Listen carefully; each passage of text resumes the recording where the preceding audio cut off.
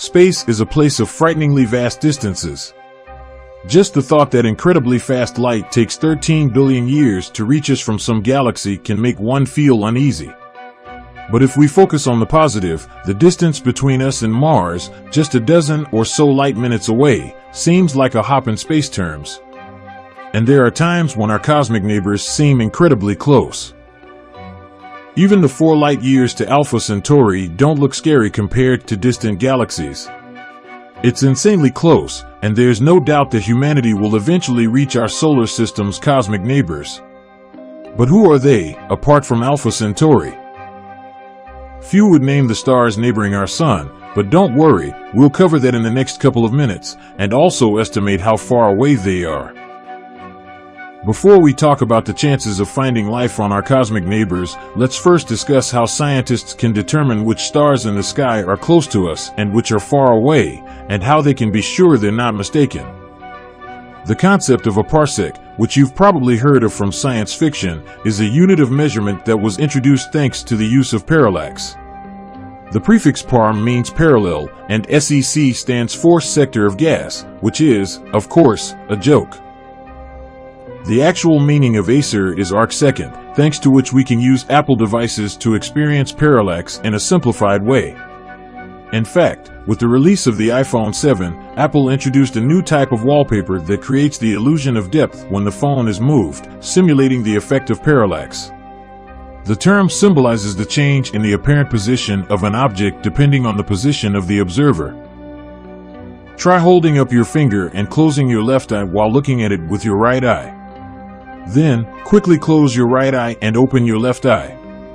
You should see your finger appear to jump to the side. This is the same principle that scientists use to measure the distance to nearby stars. If you move your finger closer to your eyes and repeat the procedure, you will see that it has shifted more than before. If you draw imaginary lines to your finger, you will get a triangle, one side of which you know well the distance between your eyes. The two angles at which the eyes are looking at the finger are also known, and finding the length of the remaining side, which will be the distance to the finger, is a matter of time. And now, put reason and great scientists, whole generations of hard work and huge formulas on this scheme, and you will get a method according to which the distance to the objects was calculated with excellent accuracy. Distances to thousands of stars, and even to the planets of our solar system, as well as the Sun itself, were initially determined using the parallax method. This method is based on observing how their position changes against more distant objects when viewed from different points or as the Earth rotates. It is not difficult to guess that objects that are too far away cannot be calculated using the parallax method since we are limited by the diameter of the Earth. Even when viewed from both ends of the planet or during a complete rotation, the displacement of distant stars will be negligible. Other methods are used for those objects. But what we are interested in are the nearest neighbors of the solar system, which can be reached by simple parallax and later refined using more accurate methods. It should be noted that even 10 light years is a huge distance. The distance is too great for us to judge the number of neighboring stars definitively. In order to determine the distance to something, you need to see it first, and among the stars, there are very dim brown dwarfs. Therefore, the question of a precise number of our nearest neighbors remains open at the moment. With brown dwarfs taken into account, it is estimated that there are 14 large neighboring stars at a distance of 10 light years from our solar system. Let's start our story with a tiny red dwarf, standing at a height of 154. If we were to send light directly towards it, it would take about 9 69/100 years to reach it, which is amazing. At least we know that this star is still alive, unlike some fairy dish that sent its light to us about 6,000 years ago. We see it as it was when the ancient Egyptians were building the Pyramid of Cheops, so what can we say about Rho 154? Not much. It's a very typical star, as red dwarfs make up more than half of the stars in the galaxy. Rho 154 is 5 times smaller than the Sun in mass and 300 times dimmer in brightness, and is located in the constellation Sagittarius. Despite its proximity to Earth, it cannot be seen with the naked eye. Interestingly, 154 is characterized by intense X-ray radiation, which is greater than that of the Sun. This can be explained by the star's relative youth, as it is less than 1 billion years old. At the time of its formation, there were already algae on Earth. However, due to its proximity to the Sun, the star falls into the first category of astronomers' attention. Searching for planets around stars is incredibly difficult because they are very dim compared to stars, and 154's height itself is not particularly bright, plus it is close. At one point, one of NASA's missions was very interested in studying this star because theoretically, we could find a planet there that is 3 times the size of Earth. However, unfortunately, funding was not obtained and there wasn't much reason for the planet, which would need to have Earth-like conditions, to be located 4 times closer to its star than Mercury is to the Sun. Its orbit would be blocked, and the hypothetical Earth-like planet around 154 would always be facing one side, receiving too much X-ray radiation and too little red light for photosynthesis. Therefore, even theoretically, finding habitable planets around red dwarfs like 154 is extremely challenging. We don't really have anything to do with our lives, but our theories are still based on the Earth, so let's talk about Sirius instead. You don't need to get to know it twice, it's the brightest star in the night sky. If you put the Sun and Sirius at the same distance, Sirius will be 25 times brighter than our star. However, we shouldn't be deceived, there are much brighter stars in space in absolute terms than Sirius. For example, Rigel's luminosity is about 120,000 times higher than the Sun's. If you were to switch places between Rigel and Sirius in the night sky, Rigel would shine like a third of the moon.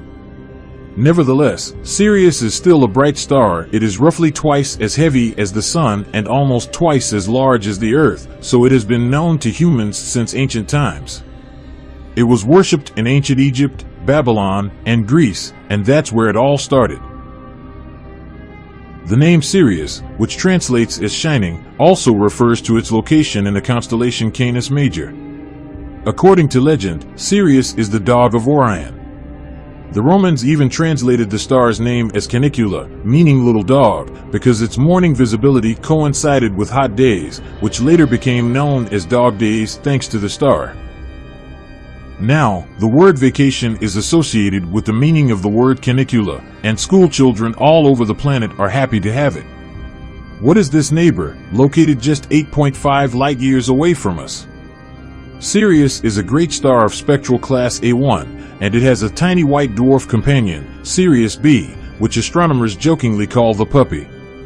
This is really the case because Sirius B is 360 times dimmer than the Sun. However, it should be noted that there are much brighter stars in space than Sirius in absolute terms. Puppy is still well-fed, and in terms of mass, it is not inferior to our Sun, being one of the largest white dwarfs. However, this does not make the Sirius system particularly unique. There is every reason to believe that systems with 2 stars are more common in space than single stars, and our introverted Sun is a typical resident of the universe. If there is potential for life in this system from our point of view, then a terrestrial planet and conditions for liquid water would need to be located far from Sirius, as far as Jupiter is from the Sun, which is 4 times farther than the Earth is now. The year would last about 6 years, which is not the worst thing, but the worst is that Sirius emits much more ultraviolet radiation than the Sun. It is possible to forget, and therefore there are questions about ordinary free oxygen, and the weight of the Sirius puppy will also affect the orbit, and therefore the stability of conditions on the planet. In general, everything is very bad, and from the point of view of real research, even worse. Sirius is very bright, and despite its proximity to the Sun, it is very difficult to find a planet near it. Current scientific achievements allow us, in theory, to find only a planet with a mass of 510 Jupiters at a distance of 25 times farther than the Earth from the Sun. In 2008, such a test was conducted, and the result was predictable negative. Some scientists still believe that Sirius is not a binary triple star, and we still cannot conclusively refute them. Hubble tried to find another brown dwarf or some huge Jupiter, but he could not, although the theoretical calculations as a whole allow for the possibility of stable orbits within the system. Perhaps in the near future, we will study Sirius better, as it slowly approaches the Earth, and in the next few tens of thousands of years, it will shine even brighter.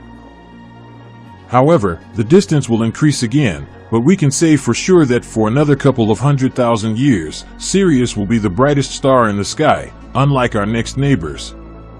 Wolf 359 is an insanely dim red dwarf. It is closer to us than Sirius and is located 7.8 light-years from the Sun, but much dimmer. It is impossible to see a planet with the naked eye in the sky. If we were to switch our Sun to Wolf 359, then Earth's round shape would disappear. Without a telescope, it wouldn't be visible, and during the day it would be 10 times brighter than during a full moon on Wolfie 359. We wouldn't have stopped if it weren't for its high cavity in two directions. The first reason is the potential presence of two exoplanets. In 2019, a team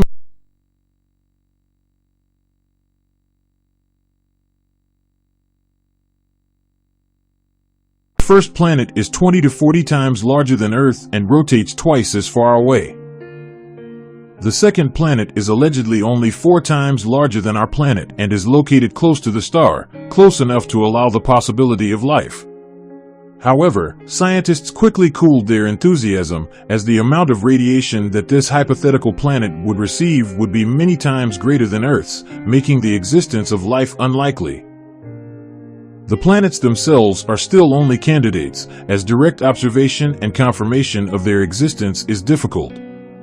But scientists remain interested in Wolf 359 for 2 reasons. First, this star is located near the plane of the ecliptic, which means that if you were to look at the Sun from the Wolf 359 system, all the planets of the solar system would be visible at once.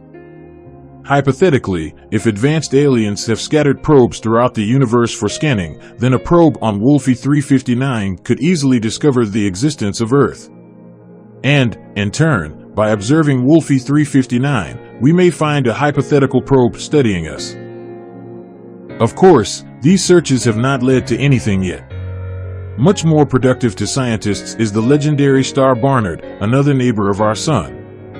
It is the second closest object of its type to us, or the fourth if you count Alpha Centauri, which is a triple star system.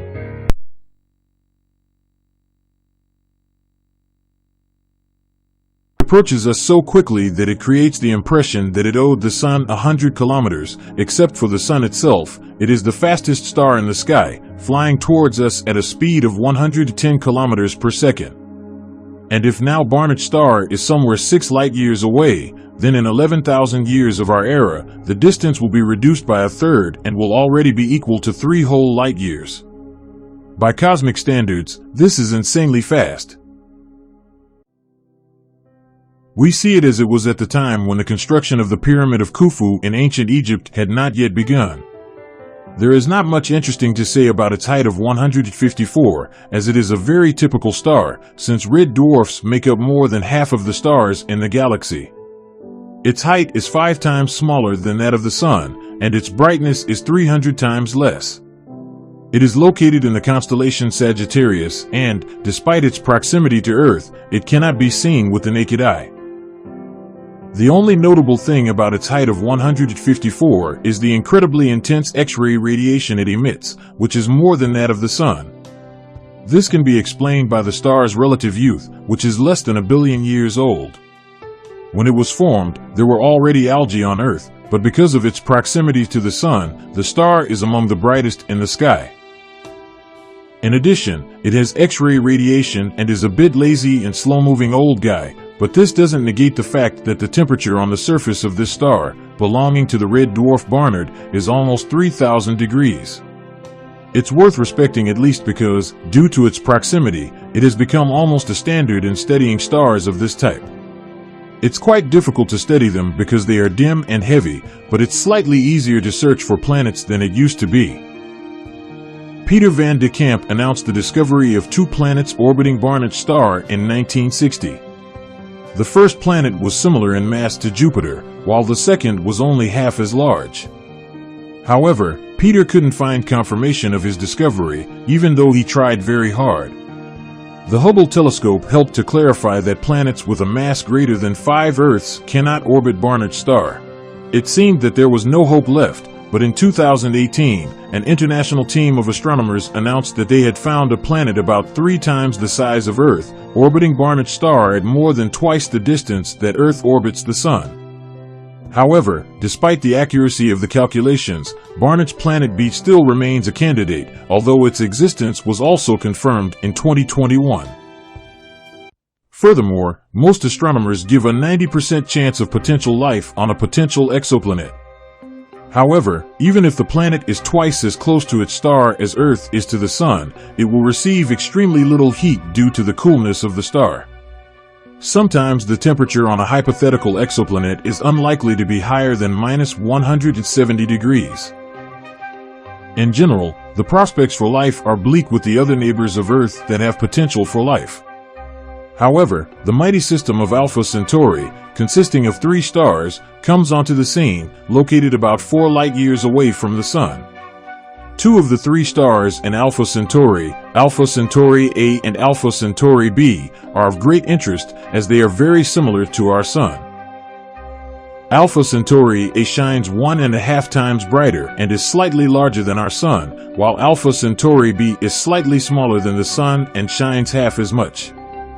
The entire Alpha Centauri system is slightly older than the Sun, and visually the 2 large stars merge into one when observed from Earth. This is not surprising since they orbit each other at an average distance of only 24 times the distance between the Earth and the Sun. If the Sun were replaced with another star, in moments of closest approach, the star would be separated by a distance equal to that between the Sun and Saturn. The third member of the star system, Proxima Centauri, is a true runt.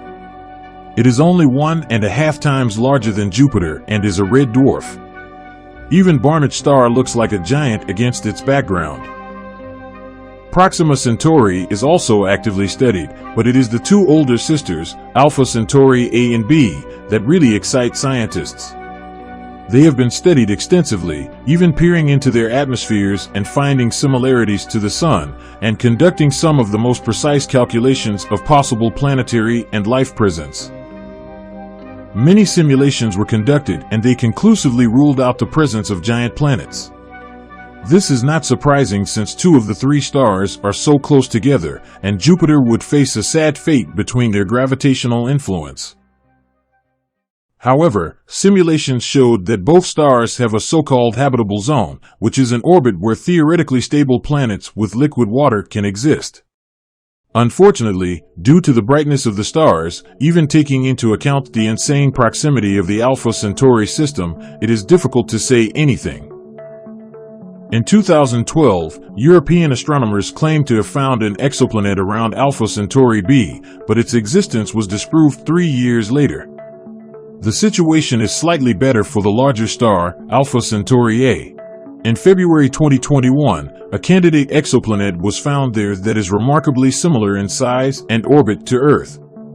It will be verified by the James Webb Telescope, and we still have yet to learn the outcome.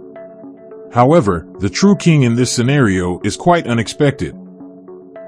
In the search for life, the collapse of the Proxima Centauri system is not surprising. On the one hand, as we mentioned before, it is slightly easier to find planets around dim stars.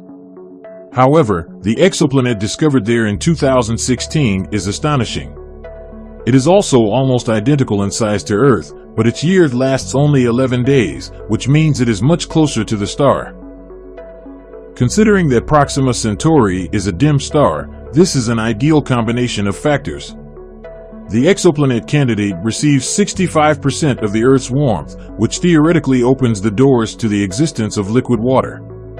However, more recent calculations are less optimistic due to the proximity to the star.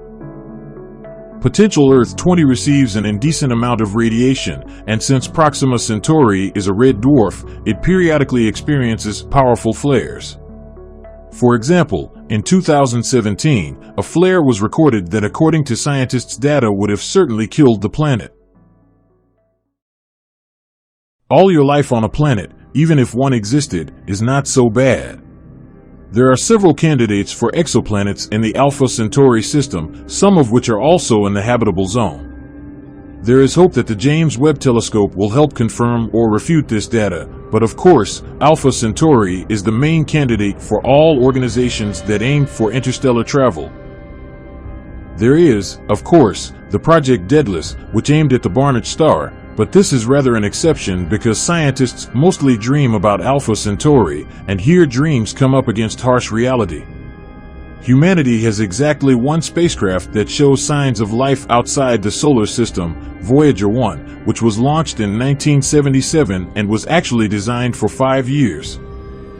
It miraculously stayed on track and in 2012 entered interstellar space, but even it will not approach another star for 40,000 years, although it is not about Alpha Centauri. Voyager is heading in a different direction, as are the New Horizons and Pioneer 10 spacecraft. Their missions, like Voyager, were mainly focused on the inner part of the solar system. Specifically, nobody has sent anything to other stars yet. However, if Voyager had been turned around at the same speed and sent to Proxima Centauri, it would have reached it in 76,000 years.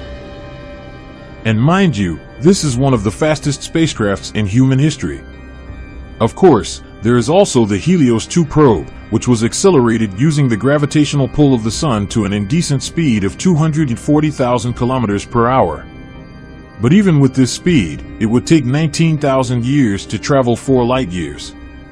There was a prototype electromagnetic engine from NASA that went even faster during testing. But even for it, it would take 13,000 years to fly to Proxima Centauri. Nuclear and thermonuclear reactor projects do not help much. They are either too dangerous, too expensive, or too slow. The laser sail technology is considered the most promising in the near future. According to this technology, a sail is deployed around the ship, just like in the old days, and solar radiation accelerates it for greater speed. This sail is pushed by lasers, and according to Robert Frisby's calculations, it could reach Alpha Centauri in 12 years. However, for this to happen, its diameter must be a paltry 320 kilometers, and the useful payload would be a canned food tin and a tennis racket. And there is also antimatter, engines powered by which can be incredibly efficient. However, the production of 1 gram of antimatter would cost several $trillion.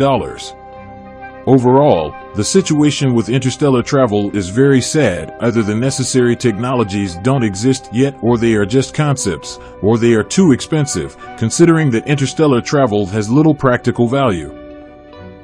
It's clear that most scientists are focused on solving everyday problems.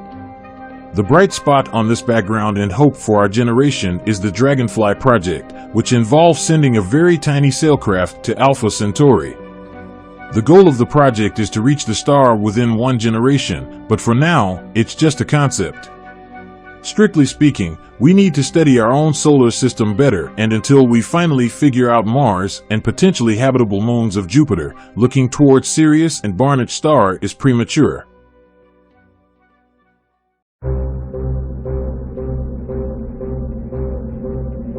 The year is 2154. Our planet has been ruined by environmental catastrophe.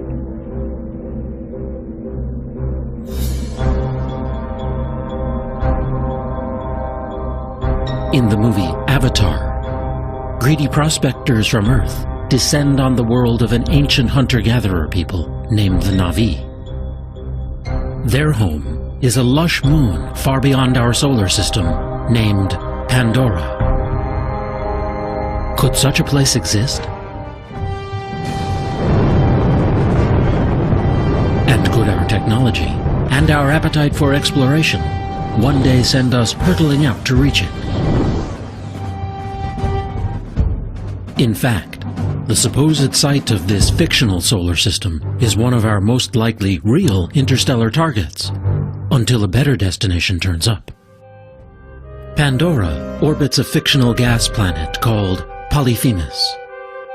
Its home is a real place, Alpha Centauri, the brightest star in the southern constellation of Centaurus. At 4.37 light-years away, it's part of the closest star system to our Sun. Alpha Centauri is actually two stars, A and B, one slightly larger and more luminous than our own Sun, the other slightly smaller. The two stars orbit one another, swinging in as close as Saturn is to our Sun, then back out to the distance of Pluto. This means that any outer planets in this system, anything beyond, say, the orbit of Mars, would likely have been pulled away by the companion and flung out into space. For this reason, Alpha Centauri was not high on planet hunters' lists until they began studying a star 45 light-years away, called Gamma Cephei. It has a small companion star that goes around it every 76 years. Now it seems it also has at least one planet. That world is about the size of Jupiter, and it has planet hunters excited. Perhaps 2/3 of all the stars in our galaxy are in so-called binary relationships. That means there could be many more planets in our galaxy than astronomers once assumed. At least 3 teams are now conducting long-term studies of Alpha Centauri, searching for slight wobbles in the light of each companion star that could indicate the presence of planets.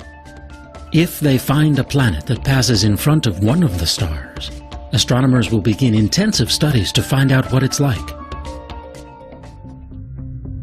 One of their most promising tools will be the James Webb Space Telescope, scheduled for launch in 2014 or 2015.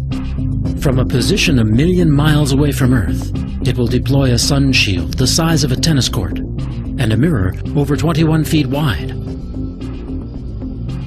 The largest space telescope ever built, it will offer an extraordinary new window into potential solar systems like Alpha Centauri.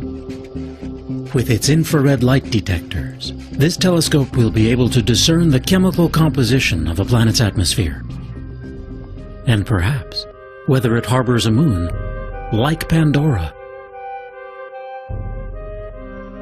One prominent planet hunter predicted that if a habitable world is found at Alpha Centauri, the planning for a space mission would begin immediately. Here's that star duo seen by the Cassini spacecraft, just above the rings of Saturn. To actually get to this pair of stars, you'd have to travel as far as the orbit of Saturn, then go another 30,000 times further. Or put another way, if the distance to Alpha Centauri is the equivalent of New York to Chicago, then Saturn would be just 1 meter away. So far, the immense distances have not stopped us from launching missions into deep space. In 1977, the twin Voyager spacecraft were each sent on their way aboard Titan III Centaur rockets. After a series of gravitational assists from the giant outer planets, the spacecraft are now flying out of the solar system at about 40,000 miles per hour.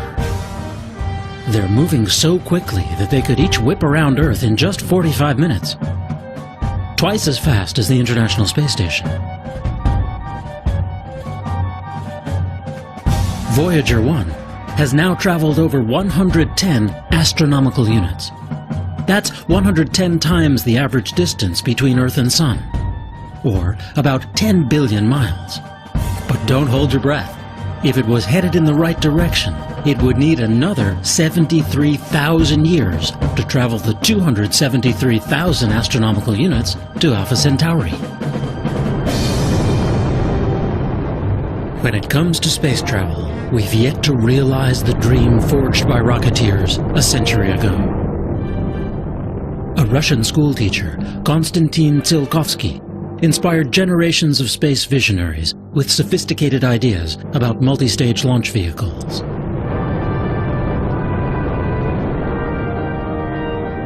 He imagined the construction of space stations in Earth orbit, and eventually vast permanent space colonies.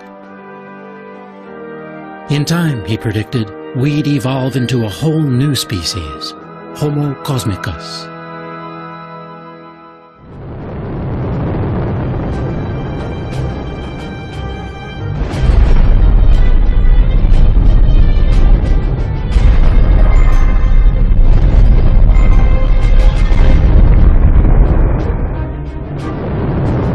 Since then, rocketry's greatest advances have centered on ways of containing explosive propellants and methods of maintaining stable flight at high speeds. The problem is that chemical rockets are just not efficient for long-distance space travel. To reach the speed needed to enter orbit around Earth, 17,500 miles per hour, the space shuttle must carry 15 times its weight in fuel. And that's efficient compared to some other rocket systems. And you'd need to be traveling more than 25,000 miles per hour to break free of Earth's orbit and go anywhere else.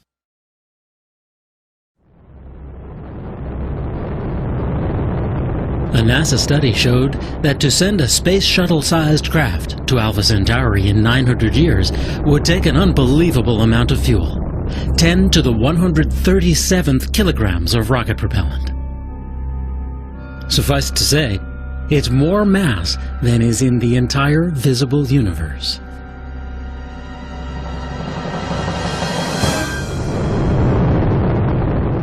While only a very tiny percentage of NASA's budget goes to advanced propulsion, there are some promising ideas on the drawing board. Rockets powered by nuclear fuel, or plasma, a supervolatile gas. Huge sails pushed along by the pressure of photons from the sun. Ion drives. But to reach Alpha Centauri within a human timescale, we'll have to go with the most potent fuel in nature that we currently know. It's the science fiction fuel of choice, antimatter.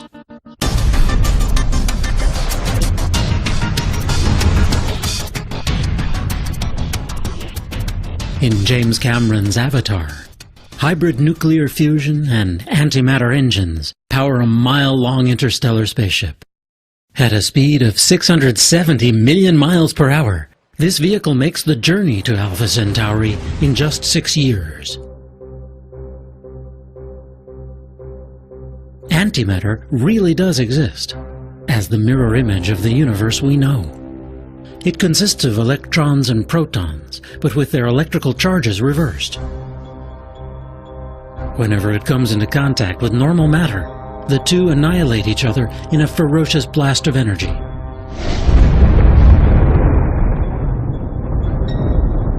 Large amounts of antimatter were created and destroyed in the fiery dawn of our universe, the Big Bang.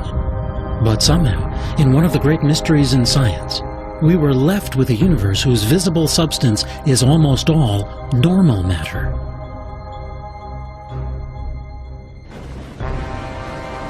The universe still produces antimatter through powerful collisions, such as a jet from a black hole slamming into a cloud of gas. When matter and antimatter obliterate one another, they emit gamma radiation that we can then detect with instruments such as the Fermi Gamma Ray Space Telescope. Fortunately, black holes aren't the only way to generate antimatter. In giant labs, like the Large Hadron Collider, scientists accelerate atoms to nearly the speed of light and blast them together to expose their fundamental constituents. Small amounts of antimatter can be made this way, but it's incredibly expensive. With a dedicated facility, the cost of producing it might come down far enough to produce usable amounts. And that's the hope of one researcher. Dr. Gerald Smith has been working for over a decade to find a way to trap this volatile substance and store it in isolation from the rest of the universe.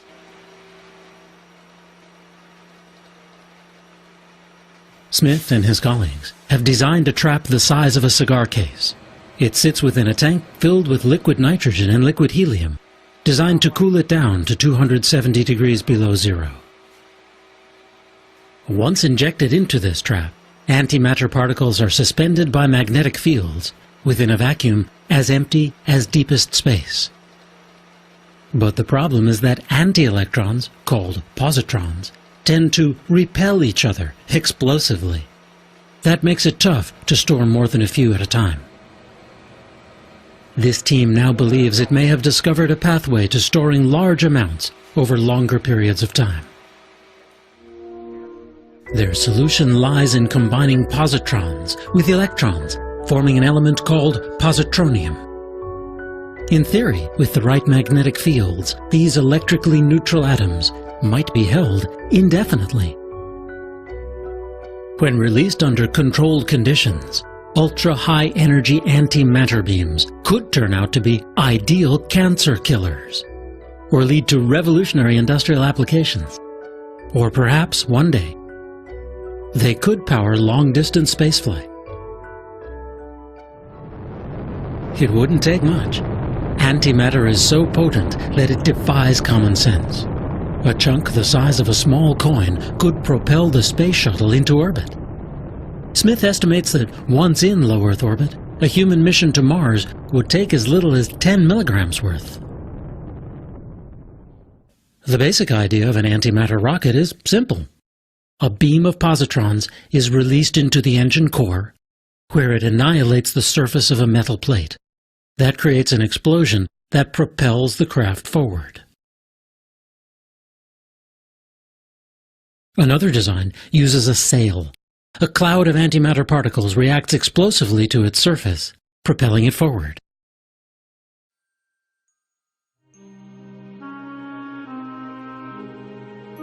Short of traveling to another solar system, there may be good reasons to contemplate developing antimatter propulsion.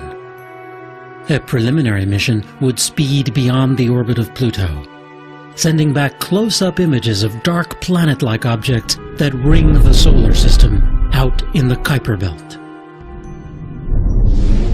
A longer-distance probe could reveal new details about the Oort cloud, a vast realm of comets that envelops the solar system. Once out there, it could sample particles that make up the interstellar medium, or send back unique data sets on dark matter, the invisible stuff that makes up the overwhelming portion of our universe. To make it all the way to Alpha Centauri within 50 years, an antimatter probe would have to gradually accelerate to around 10% the speed of light. That's 67 million miles per hour. It would then gradually decelerate as it approached its destination.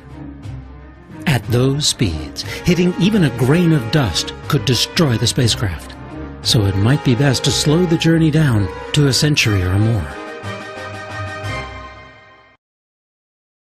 It's safe to assume for now that we would only send a probe to Alpha Centauri if we discovered a habitable world. There may be other choices in our solar neighborhood. They include Proxima Centauri, a red dwarf star 4.2 light-years away that may be gravitationally bound to Alpha Centauri. Beyond that, not quite 6 light-years away, is Barnard's star. Or there's Lalande 21185, a red dwarf 8.3 light-years away. We already know it has 2 Jupiter-sized planets. There are at least 22 stars within 12 light-years of Earth. And any way you look at it, the first interstellar voyage will be a quantum leap for humanity. The urge to reach out to distant horizons, to climb the highest peaks, to push ourselves past our perceived limits, seems to be a vital part of what makes us human. Yet, explorers of old set off not just because it was there. At times it was greed, hunger, fear, or despair that propelled them outward from their homelands and allowed them to endure their long journeys. Whether we attempt to make this leap to the stars may come to depend on how we regard this planet. To the physicist Stephen Hawking, the journey is imperative. "I don't think the human race," he said, "will survive the next 1,000 years unless we spread into space. There are too many accidents that can befall life on a single planet." Indeed, we can't foresee the impact of wars, social upheaval, or the course of human civilization in coming centuries. But today, we can see the often conflicting trends that could one day propel us out into the interstellar void. On one hand, The technological advances that might make such a mission possible could revolutionize many other aspects of life on this planet. The ever-increasing rate at which numbers of transistors can be placed inexpensively on computer microchips has become a metaphor for the advance of all technologies in this century. From a few thousand transistors on the first printed circuits of the 1970s, computer chips now have billions etched onto their surfaces. Even that number could seem amazingly small in another few decades.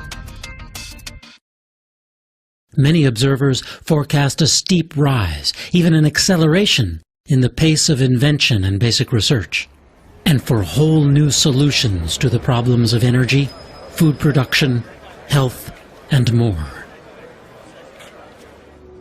On the other hand, major periods of scarcity may loom. In the 20th century, the world saw the largest increase in its human population, from less than 2 billion up to 6 billion. The world's population is now around 6.8 billion. It's expected to reach 9 to 10 billion by the year 2040, with the biggest gains in Asia and Africa. According to a recent UN report, the world will have to produce 70% more food by the year 2050, and at least that much more energy to sustain its population. The scarcity of just simple clean water in some regions is already frightening. Now throw in environmental impacts, like rising sea levels, or the spread of deserts linked to a gradually warming climate. The culprit, to most scientists, is rising emission of greenhouse gases like carbon dioxide since the start of the Industrial Revolution. This map charts rising temperature readings from the year 1885 through to the present. In some places they've gone up by as much as 2.5 degrees Fahrenheit. Computer models project the trend out to the end of this century. Depending upon population growth, energy use, and conservation, temperatures could rise anywhere from 2 to 11 degrees more. Will technological advancements allow us to halt the degradation of our natural environments and increase the carrying capacity of our planet? Will we find ways to mitigate the impacts of war, natural catastrophes, or political upheavals? No doubt, if or when we launch our first mission beyond this solar system, the occasion will spur reflection on who and what we have become as a people, as a planet, just as the first missions to the moon and our neighboring planets once did. At first, we'll send a probe designed to relay basic information on what's there, on a world whose light we have only studied from afar. As this cosmic emissary makes its way across the void, we on Earth will continue to struggle in our pursuits of happiness and prosperity, or of mere survival. When it arrives, we'll scan the data for evidence of a world like our own, one that may harbor life. How will our perspectives on that world, and upon our own, have changed?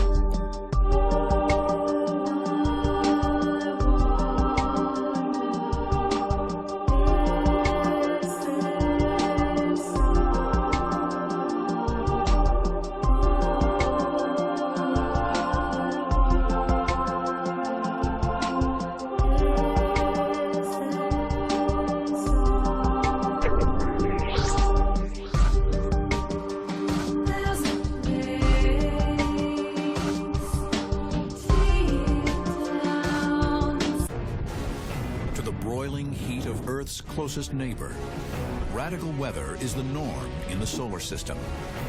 We do have our own extremes here on Earth, but they pale in comparison to the fastest, dustiest, wettest, and most brutal alien storms.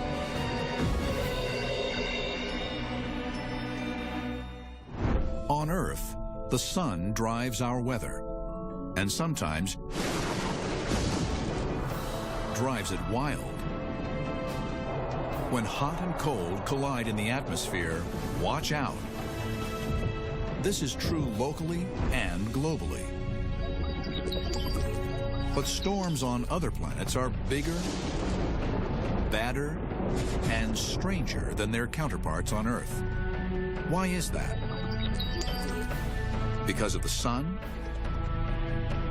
If not, what else fuels their fury?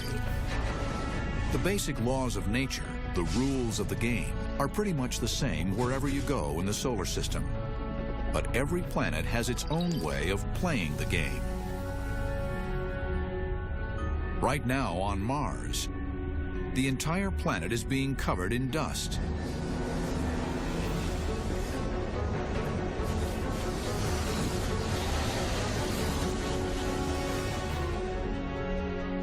This global dust storm blocks 99% of the sun's rays from reaching the planet's surface. It's actually a system of smaller but still massive storms churning dust high into the atmosphere. Once it starts, it takes months for Martian skies to clear. Mars is just the most dramatic weather in the solar system in some senses. It's very rare in the solar system you get a weather event that can take out the whole planet. So if the basic rules of hot and cold are the same on Mars, why is the weather so different from Earth? For one thing, Mars is half the size of Earth. It's also 50% further from the sun, so it's much colder. The average temperature on Mars is minus 80 degrees. That's almost 130 degrees colder than Earth. And the atmosphere is extremely thin and composed mostly of carbon dioxide. But perhaps the most important difference is this: Mars is a global desert. What would Earth be like without water? Well, it'd probably have a lot of dust. There's no liquid water at the surface of Mars, and there's very little water in the atmosphere, and so there's nothing to sort of keep the dust down. On Earth, dust storms are localized and short-lived.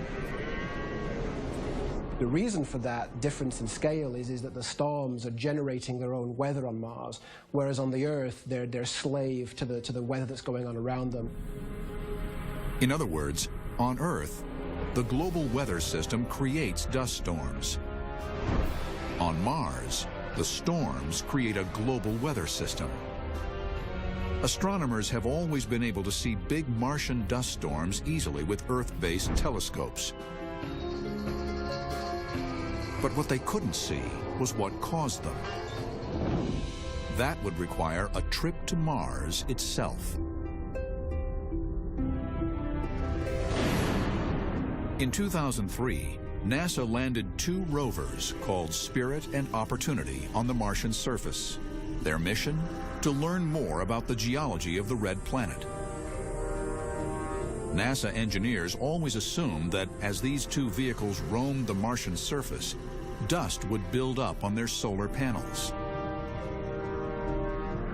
If you have a lot of dust that's falling down out of the atmosphere and coating the panels, pretty soon you're not getting much sun to the silicon. And in fact, we thought that was what was going to kill the rover Spirit and Opportunity. Only it never happened. The rovers didn't die as expected. As dust built up on the panels, somehow something would clean them off. But how could this be? NASA engineers were baffled until the rovers themselves saw the culprit. Martian dust devils. It turns out that dust devils were sort of our white knight. They came along and cleaned off the solar panels just at the time we were expecting to start having some problems. There are beautiful photos that actually show dust devils moving across the Martian atmosphere, and ghostly soldiers moving out there in the distance. A dust devil is really an extreme form of rising hot air or convection. And that hot air wants to go up, and it comes up just like, water going down a drain. Well, this is air that just spirals up into the colder parts of the atmosphere. Whenever warmer air, which is less dense, rises up through cooler air, which is more dense, it rotates as it swirls upwards. Convection can be very powerful, strong enough to lift things up. On Earth, it lifts moisture, and that's how thunderstorms form. But on Mars, there is no moisture, so it lifts dry, dark dust and creates giant dust storms instead. Once airborne, Martian dust clouds absorb sunlight and heat the atmosphere. This supercharges the convection, lifting still more dust. That produces more winds, which bring up more dust, and these things can spread up to thousands of miles across, or even, in some cases, they can envelop the entire planet.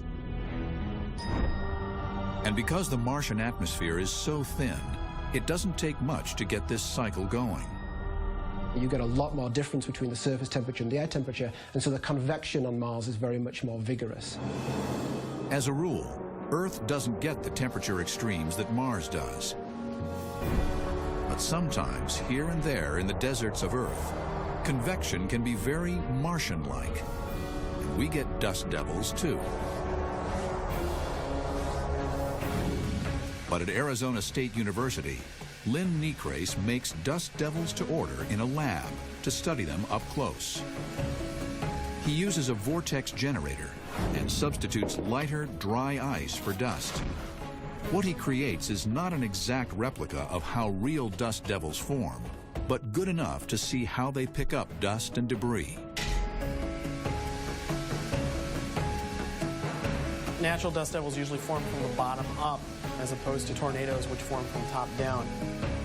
So what happens when we turn this on, we have the airflow starting, and as the airflow starts to rotate from the fans down to the floor, we actually end up having the vortex form. In other words, the vortex generator, basically a huge vacuum cleaner, imitates the swirling action of convection. You can see here there's a wider base where larger particles of the dry ice are being swept up and gets wrapped up and tightens as it expands upward. The center of the core is where the majority of the lifting would occur. Martian dust devils have been helpful, keeping the rovers clean. But could they actually be making a mess of the rest of the planet? Some scientists think there are so many at any one time, and they lift so much dust into the atmosphere, that together they trigger these much larger dust storms. It starts wind patterns, and the air's warmer over here, and it's colder over here, and the air starts moving around. Pretty soon you're spreading dust over the whole planet. And we found measurements that indicate there's up to maybe 200 dust devils per square mile per day during some parts of the summer. And they can range from a couple of 100 feet tall to devils that stretch 6 or 7 miles high. You can get just towering monsters of dust devils that we would never see on the Earth. The kind of maximum-sized dust devils you see on Mars are more like tornadoes on the Earth, where they're going up almost 10 kilometers. So these things are just real monster systems. Back at Arizona State University, scientists blow crushed walnut shells as silicate particles in the Planetary Geology Wind Tunnel to replicate dust and wind conditions on Mars. If we can understand and sort of replicate what's going on, then we can, in a sense, understand how the Martian surface has been changing and continues to change as time goes on. Oddly enough, their studies reveal that it's easier for winds to loft larger sand particles into the air than smaller dust particles. This is because there's cohesional forces and static forces between the very small, fine dust grains. We imaged the rover deck and actually found that sand seemed to have bounced onto the solar panels, and we can see the skip marks across the surface. Now, this is interesting because we don't usually see sand typically reach that high. Dust devils on Earth never have the punch to produce that kind of chaos here. Lucky for us. But what would happen to Earth if a giant Martian-style dust storm did overtake us? If you had dust storms of Martian size on the Earth, you would find your city being enveloped in an orange-tan haze. Air quality plunges as the storm churns. Dust blots out the sun, shutting down photosynthesis. No plants, no food. Temperatures would plummet. 65 million years ago, an asteroid may have struck the Earth, creating these same conditions, wiping out the dinosaurs. It's not going to happen on the Earth, though, because there's going to be rainfall and moisture condensing on the dust grains and so forth and dropping them out of the atmosphere. So it's very hard for something like that to spread in the climate conditions that we have on Earth.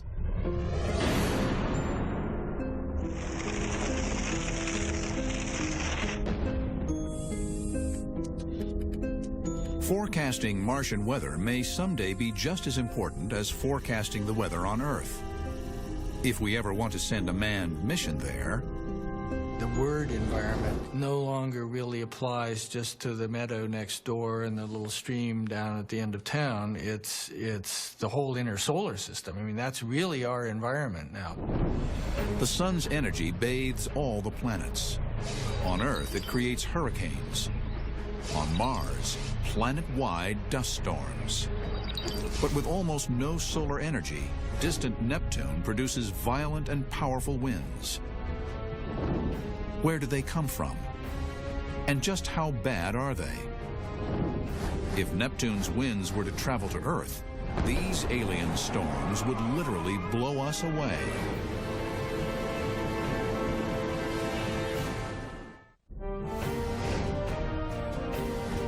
The orbit of Neptune lies 3 billion miles from the Sun, at the outer edge of the solar system. There's a lot we don't know about this big blue planet. Neptune's jet stream winds blast as fast as 1,500 miles an hour in its upper atmosphere. But how? The sun controls the weather on Earth and Mars, but it barely reaches out here. No sunlight means freezing temperatures, an average of minus 392 degrees Fahrenheit. So if there's no sun and no heat, where do these incredible winds come from? One of the interesting puzzles is that as you go further out in the solar system, you get further from the sun, the winds don't go down. You still get very strong winds. The energy for Neptune's winds must come from somewhere, and scientists are working to figure it out. Neptune's energy is certainly not going to be powered by solar radiation. In fact, the energy we detect coming out from the planet in the infrared as heat is 2.5 times the energy coming in from the sun. So the planet is creating its own heat, not from its core, which is made of rock and ice, but wrapped around this icy center is a mantle of ammonia, methane, and water, all being squeezed by enormous pressure and generating tons of heat. So while Neptune is frigid on the outside, on the inside it's giving off a lot of heat. This heat may help generate Neptune's winds, but they're still too strong to come from the mantle alone. Something else is pushing them faster and faster. Earth has a hot core too, and it's a lot closer to the sun. So why don't we have winds like Neptune? For one thing, our oceans store and release energy, and that helps generate our weather. It adds energy in places, takes it out in others, in a very complicated system. This complicated system produces a lot of wind. And just where are Earth's fastest winds found? Surprisingly, not over the ocean. They blow instead over the top of a fairly modestly sized mountain. New Hampshire's Mount Washington. The highest winds ever observed by human beings were right here on Mount Washington at 231 miles an hour on April 12th in 1934. Mount Washington Observatory, a private, non-profit scientific institution, is responsible for tracking the weather and climate atop the 6,288-foot-tall mountain. This remote weather station, accessible only by snow tractor in the winter, has kept daily records for the last 76 years. It's definitely one of the most extreme locations on the planet. We regularly see in the wintertime winds exceeding 100 miles per hour every few days. Nowhere near as ferocious as Neptune, yet still pretty strong. But why does this mountain, 1/5 the size of Everest, produce such fierce gusts? We're at a place where we have winds converging from various directions, coming from the Ohio River Valley, coming down from the St. Lawrence River Valley, coming up the eastern seaboard, all converging here in this area on top of Mount Washington.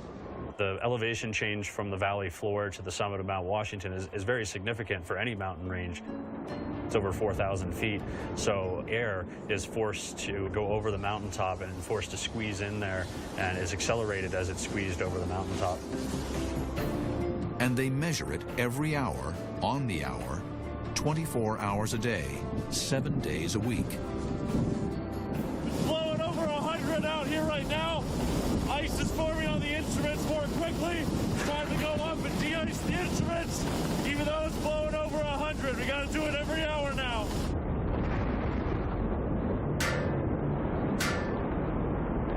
Ironically, Earth's uneven surface, which channels winds into powerful gusts on Mount Washington, ultimately knocks them down over time. And this is the big difference between weather on Earth and weather on Neptune. Earth has mountains that slow winds down. Neptune is as smooth as a cue ball. It's not so much a question of you're driving them stronger, because you're not. It's just that there's nothing to slow them down. Simply put, once Neptune's winds get blowing, there's nothing to get in their way. So what would an average Neptune wind speed of 850 miles an hour do to us here on Earth?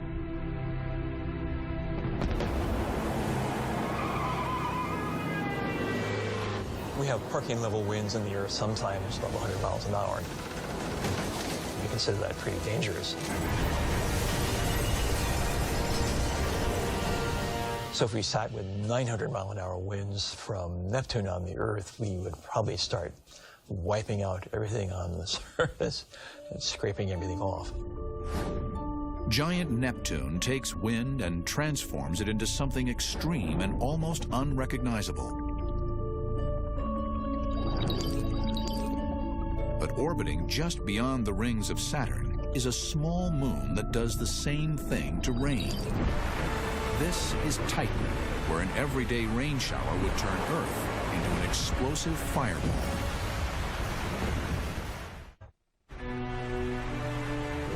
It's a cloudy day, and a gentle rainstorm starts.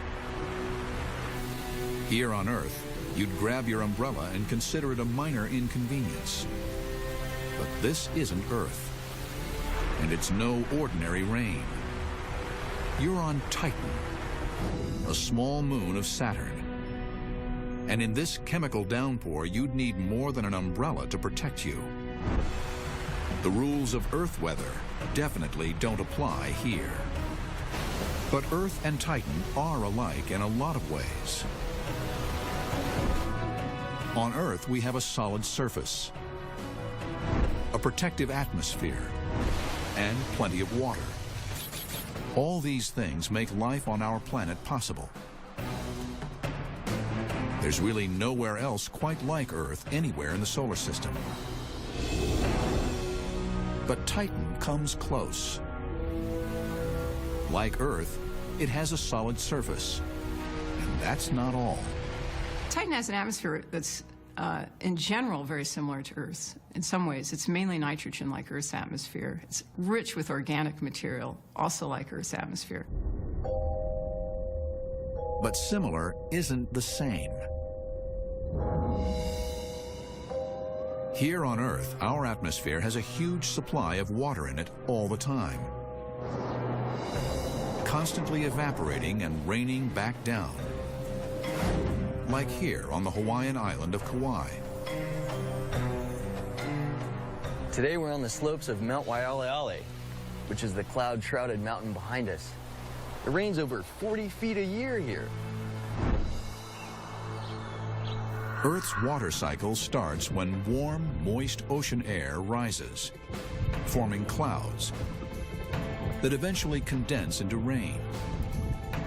The rain falls back onto the land, where it eventually drains back into the ocean, starting the cycle again. When water evaporates, it absorbs solar radiation. When water condenses, it releases all that energy into the atmosphere.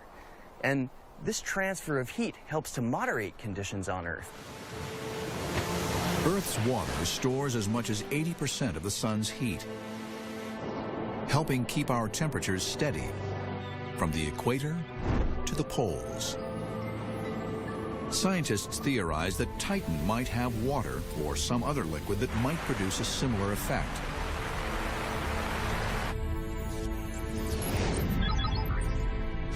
And in 2004, when NASA's Cassini probe visited Saturn, it found some pretty good evidence to support that idea.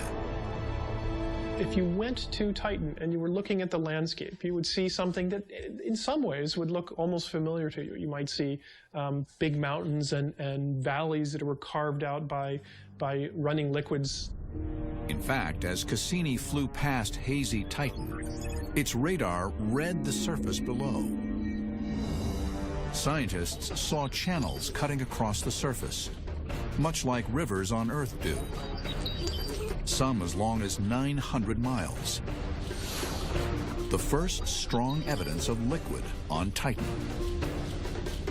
There are large bodies of liquid on the surface of Titan. Nowhere else in the solar system except for the Earth are there any large bodies of liquid. Could water, the liquid that carves Earth's mountains and valleys, also be carving these features on Titan's surface? Or could it be something else? The problem is that Titan is too far away from the sun. If it was water, it would be frozen solid. It's about minus 300 Fahrenheit on Titan, so things behave very differently on Titan than on Earth. Because it's so cold, methane, which is a gas on Earth, is a liquid on Titan. One mystery solved. But just because methane is a liquid on Titan's surface doesn't mean it's part of a weather cycle like water on Earth. So how do we know that this methane also falls from Titan's sky? That answer is shrouded in mystery, literally. Titan is completely covered in a thick haze of smog particles, like a very, very bad day in Los Angeles. Despite the haze, the Cassini probe once again revealed the answer. We can see the upper clouds, and we can see evidence for rainfall because the clouds drop very precipitously. We hypothesize that we're seeing the effects of rainfall. Methane rainfall. We think that Titan has methane monsoons, so we think that sometimes Titan has a lot of rain that is able to carve rivers and leave large fluvial deposits on the surface. Cassini's radar imaging also revealed large methane seas on Titan's surface. If you have liquid methane on the surface, in a lake for example, that methane can evaporate off and become methane gas in the atmosphere. So you have kind of a cycling of methane between liquid phase and gaseous phase and between the surface and the atmosphere. That's very similar to the water cycle that occurs on the Earth. But methane is a flammable gas. So why isn't Titan on fire? For any combustion, you need two things. You need both a fuel, which methane is, but you also need oxygen. And on Titan, you lack the oxygen. So the whole thing is basically a big fuel canister, but there's no oxygen with which to burn it, and so it's all very stable. If it were cold enough here on Earth to produce methane rain, the oxygen in our atmosphere would create a worldwide firestorm.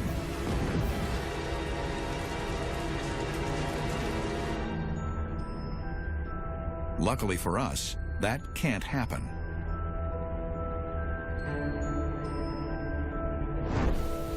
Titan's methane cycle makes it both alien and familiar to us. To me, Titan is very exciting because all the materials are so different, and yet these processes produce very similar landscapes to what we see on Earth. Titan proves that where alien weather is concerned, looks can be deceiving. On Jupiter, it's all about size. Drop the great red spot onto our world, and it makes even our worst hurricanes look like a breeze. This is the biggest and oldest storm in the solar system, and Jupiter's most famous feature. It even has its own name, the Great Red Spot. It's about 2 or 3 times the size of the Earth, which makes it the mother of all storms. We've known about the Great Red Spot in Jupiter's southern hemisphere for more than 300 years. When Galileo invented the telescope, within a few tens of years, people had seen the Great Red Spot, and it's still there. Familiar yet mysterious. Nobody knows how the Great Red Spot formed. But scientists are finally probing below Jupiter's cloud tops to uncover more about this enormous alien storm. The storm is powerful. With wind speeds of 300 miles per hour, it rises miles above the surrounding clouds.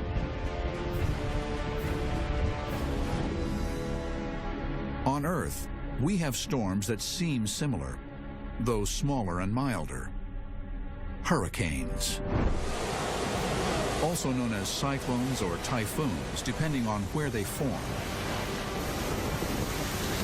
They're our most destructive weather systems.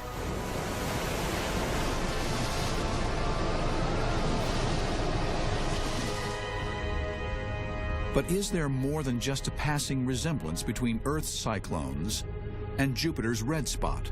When you look at the Earth from space at a hurricane, it's this big swirling pattern. It's round, it rotates. Jupiter's big storms look big and round and cloudy, and they rotate. But there the similarity ends. In a hurricane, there is an internal core, which is called the eye of the tropical cyclone, and that's a region of very calm winds and no clouds, and usually has a size of about 10-20 kilometers in diameter. And then away from the eye, there is the eye wall. Those are really cloudy regions with a lot of rain. And as you move outward, there is a whole region of about a couple of 100 kilometers with very, very strong winds and very strong rain. Hurricanes draw power from heat in our oceans. But Jupiter has no oceans, and the sun isn't close enough to power a storm as big as the Great Red Spot. So where does it get its strength? Part of the answer is Jupiter's size. It's the largest planet in the solar system, almost as big as all the other planets combined. This mass generates a very strong gravitational pull, which in turn creates interior heat that rises to the surface.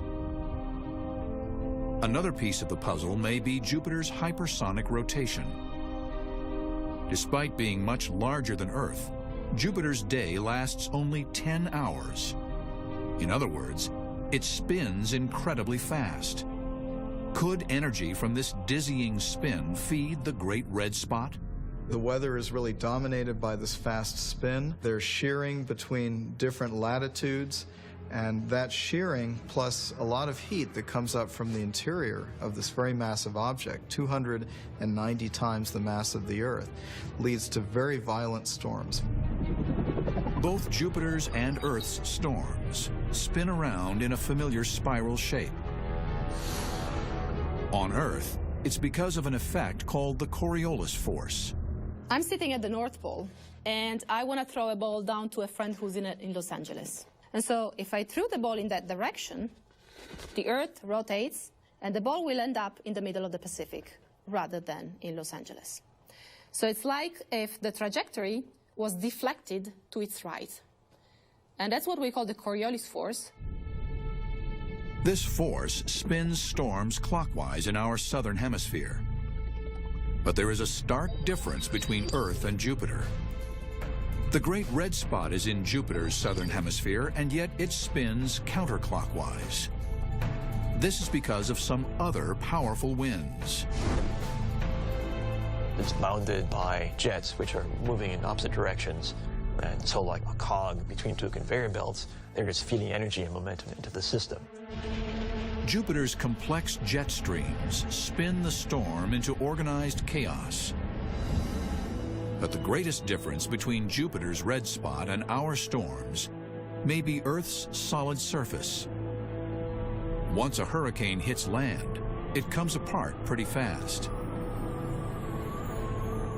Where they come over land or over mountains, their behavior is very different from where they form over the oceans, and over warm oceans in particular, where we get hurricanes.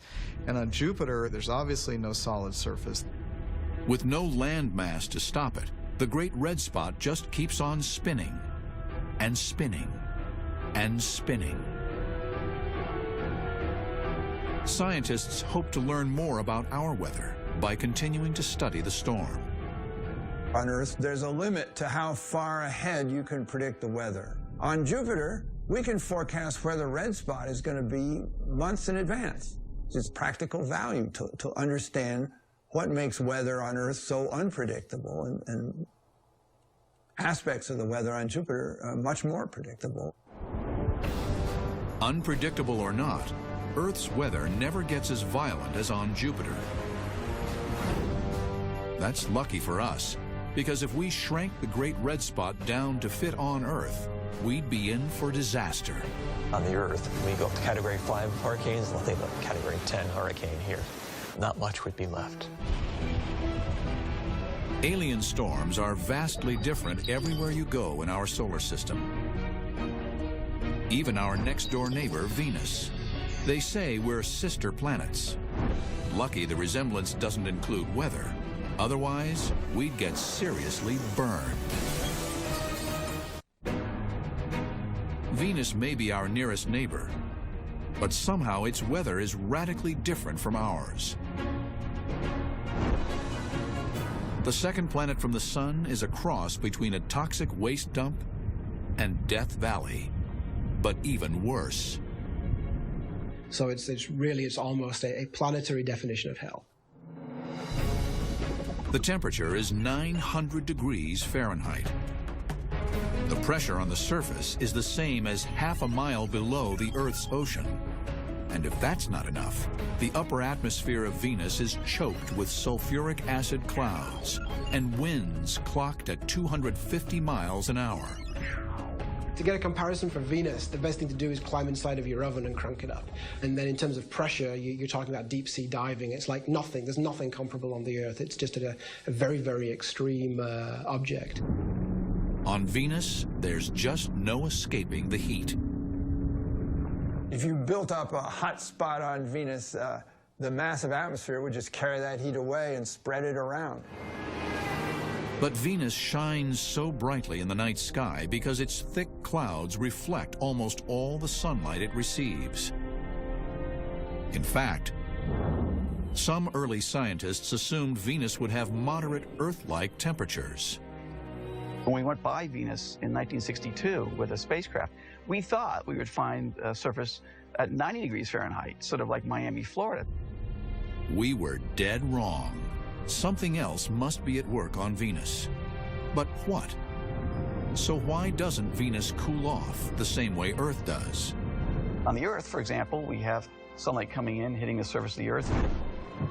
Earth warms up a little bit, but the oxygen and the nitrogen in the atmosphere don't impede the light, so when it gets released out in the infrared, it goes right through the atmosphere and leaves and goes into space. But on Venus, the atmosphere is 97% carbon dioxide. giving a whole new meaning to the greenhouse effect. It becomes very, very hard for the surface to get its energy out. So Venus really taught us a lesson, that if you have a blanketing gas, a greenhouse gas, it can warm up the atmosphere tremendously. But why does Venus have so much more CO2 in its atmosphere than Earth? The two have much in common. They're even called sister planets.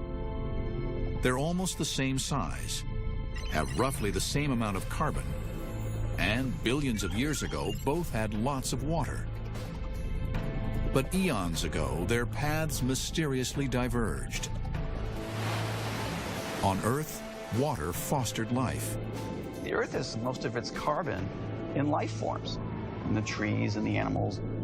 But if you took all that carbon that's in the near-surface rocks and burned it up or released it, you would then create an atmosphere very much like Venus.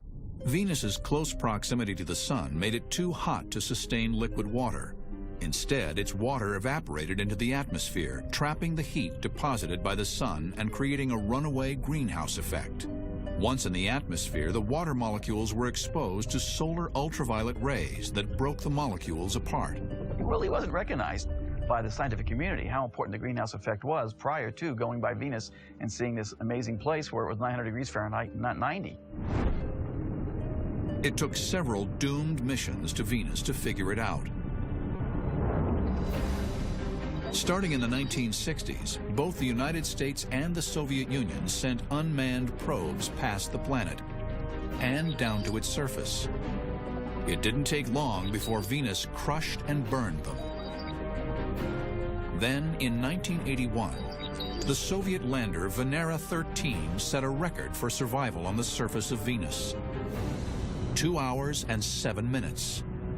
It was able to take pictures and samples of the surface before being overcome by the heat. You're sitting there with this 900 degrees Fahrenheit heat all around you. It's going to get in there and bake you after a while. Scientists one day hope to send a probe to Venus that can survive its hellish environment, to help us confirm our theory of how this planet went astray. Because if circumstances were just a little different, our sister planet might just be our twin. Remove our atmospheric shield, and you're on the road to hell. As soon as you're heated up to something like 400 degrees or so, you probably start getting some smoldering smoke, and way before it gets to 900 degrees, the Earth would burst into flames because all the oxygen around. Once the oceans boiled away, the carbon locked in rocks on the ocean floor would cook, and over millions of years re-enter the atmosphere. Probably if you came back to the Earth system after this happened, you'd find a planet looking much like Venus. We're a long ways away from such a drastic change, but it's sobering to look at Earth's sister planet when the sister planet went on a very different track than we did. So cosmic forces turned Venus into a planetary barbecue. But on this violent, stormy world, time and the elements have produced some of the strongest thunderstorms ever measured. Welcome to Saturn.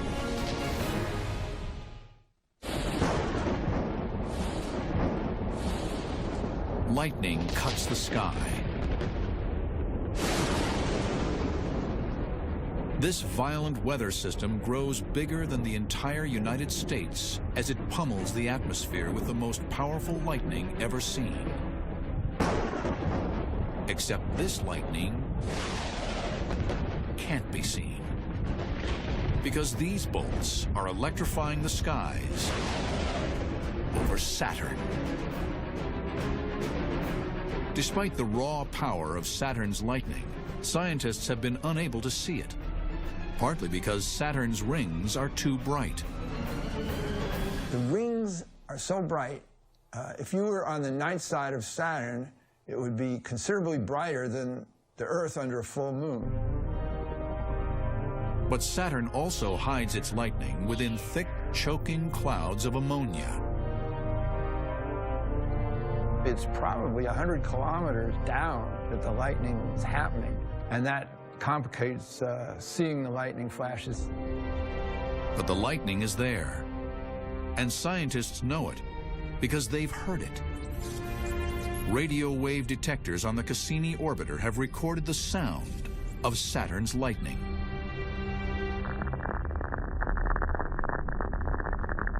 We can hear the static of lightning just as you could with an AM radio going down the highway on Earth. And this static reveals the power of the lightning that we can't see.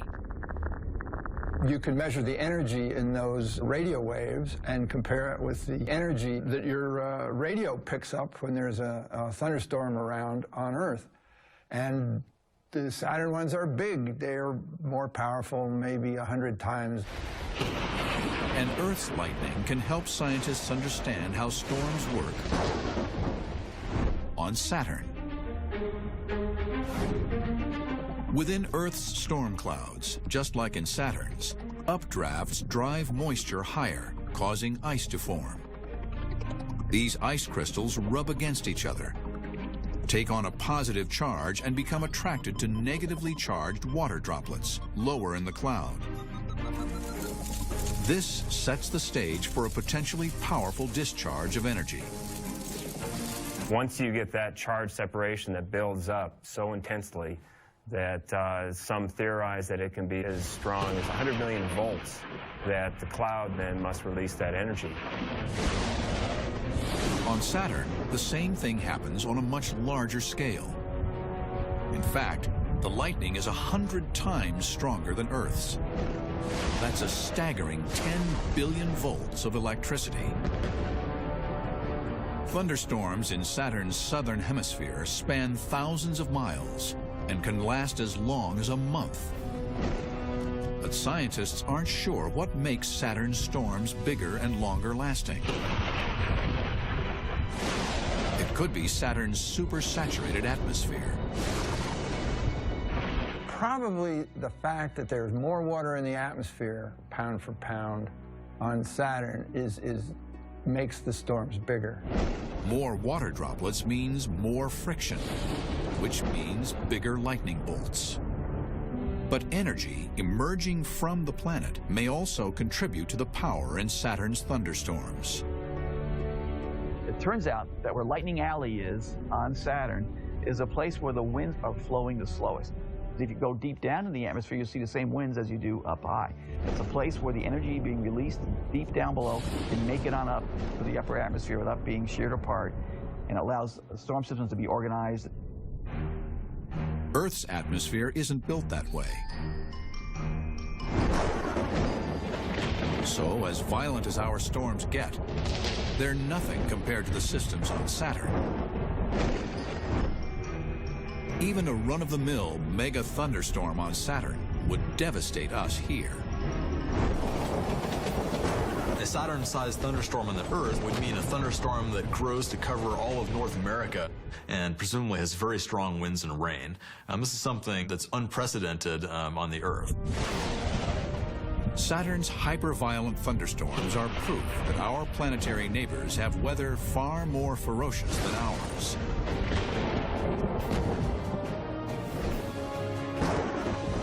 But the laws of physics that create Saturn's storms are the same laws that create our own weather. Massive dust storms, unrelenting winds, killer lightning, powerful hurricanes, and searing heat.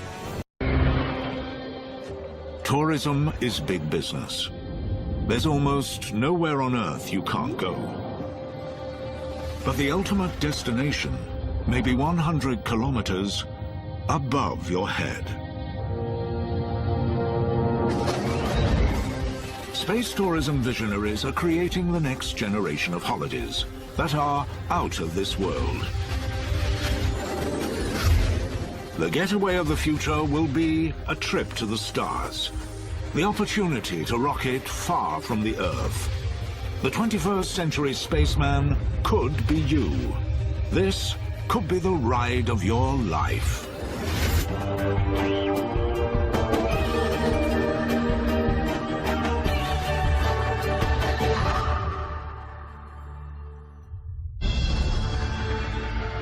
The final frontier offers the greatest adventure holidays. Check into a luxury billion-star space hotel. Catch a game of football in zero gravity. Or treat your partner to a date with a difference by taking them to dinner, trillions of kilometers from home. The Wright brothers didn't think there'd be hundreds of people having a meal going to London. I think that in my lifetime you will see resort hotels in orbit.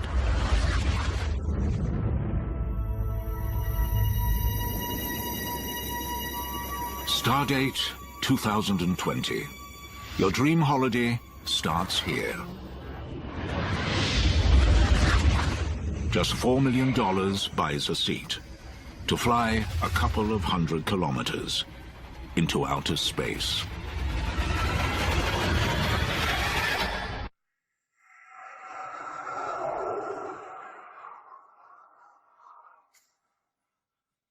This is the Galactic Suite Space Resort.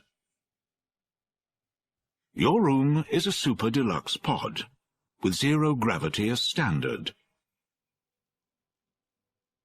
And this room comes with the most incredible of views. The resort orbits the Earth every 80 minutes.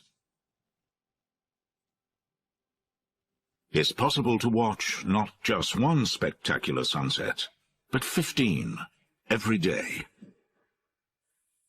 And this isn't science fiction. It's about to become science fact. In the Spanish city of Barcelona, a team of space architects are hard at work designing a space hotel fit for the stars.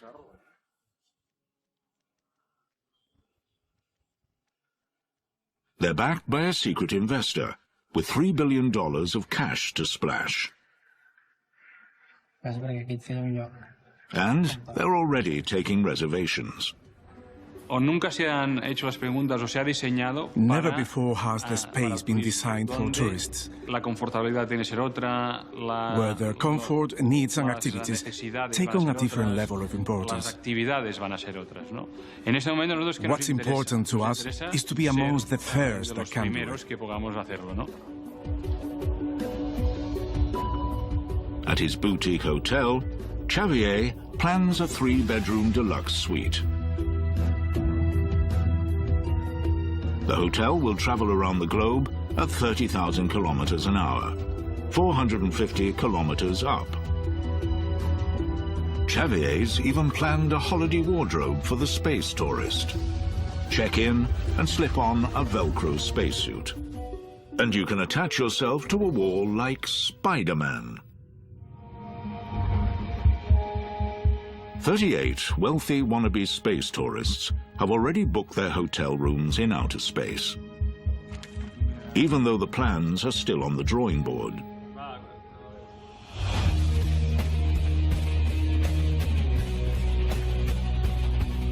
But across the Atlantic, one man is betting on making your space vacation dreams come true even sooner.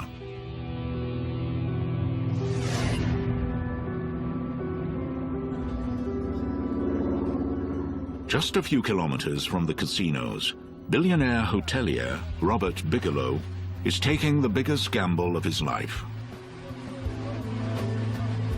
I kept it a secret for a long time as to what my real ambitions were, trying to work like a dog and save money and take a lot of risks. Robert made his fortune in hotels. Now he's set his sights a lot higher. But his plans came as a surprise back at home.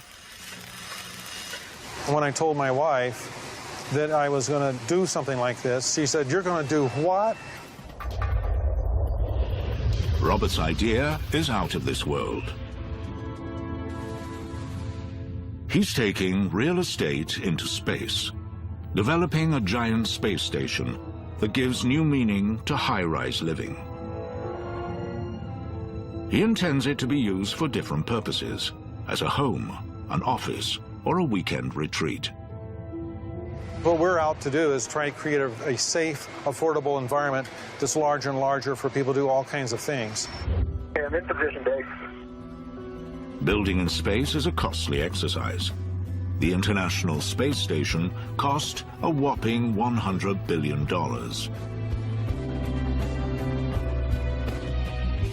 Robert needed a design that would be far easier to construct and one that wouldn't break the bank to build.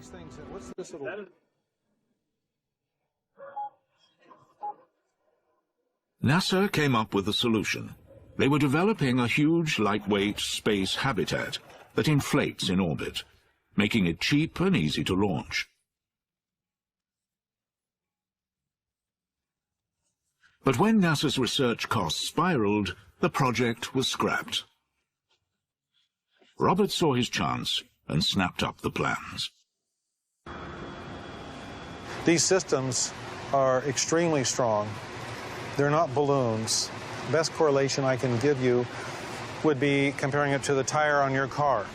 And it's made up of multiple layers, steel belts, and other kinds of very strong materials. And that's the same way with our architecture. But would the idea fly? There was only one way to find out.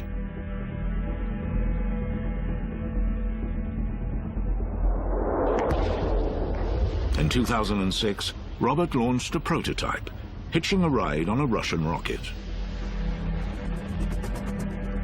In my mind, I thought, there's going to be all kinds of things going wrong. We're going to fail. To everyone's amazement, not only did the station inflate, but it also managed to broadcast extraordinary live footage back to Earth. Biggest shock was, oh my God, you know, what we're doing is working for real. It can't get any better than this. Now Robert is building the real thing, a full-sized place in space. The launch party is planned for 2014, and the onboard entertainment promises to be spectacular.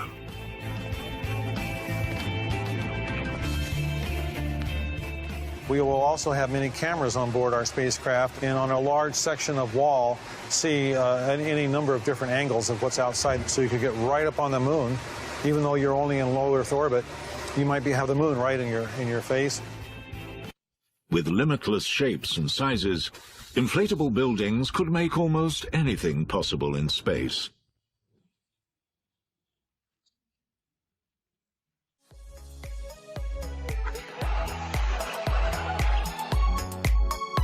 Imagine experiencing new sports that can only be played in the zero gravity of space.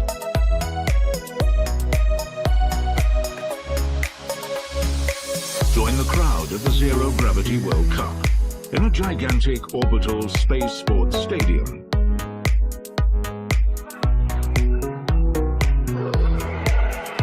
Come on!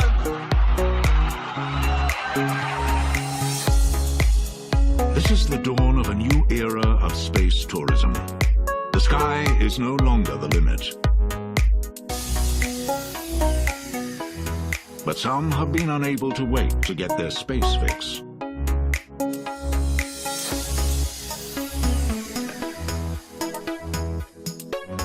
In 2006, Iranian-American entrepreneur Anousheh Ansari became one of the first space tourists.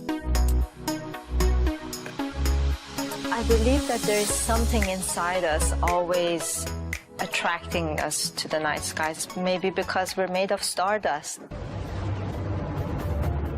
She paid $20 million to take a holiday at the International Space Station and made a video of her adventure.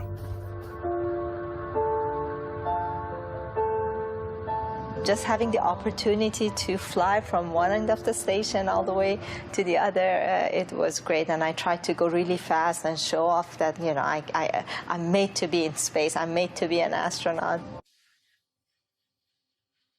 Everything on board was pretty relaxed, especially in the dining room. It's the only place that you're allowed to play with your food. Any simple task that you do on a daily basis, you know, brushing your teeth, drinking water, just eating can be fun.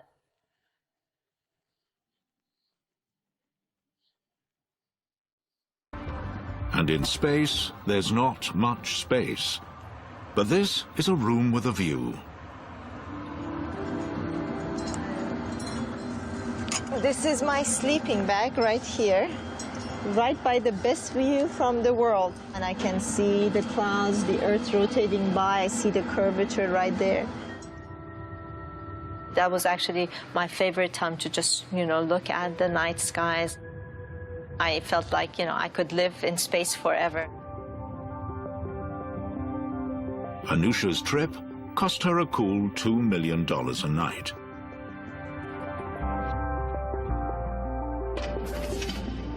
But there's good news for the rest of us. In your lifetime, you could be taking your own, more luxurious, affordable space adventure. 10, 9, 8, go for main engine start. 6, 5, 4. One thing stands between you and the ultimate holiday in space: gravity. Space Shuttle Atlantis, reaching the crest of its historic. To overcome it costs a fortune. $500 million per shuttle launch.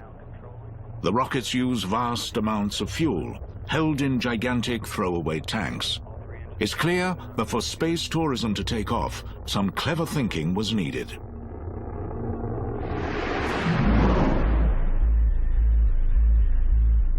So in 2004, millionaire space enthusiast Anusha Ansari set the world a challenge by funding a $10 million competition to create low-cost spacecraft.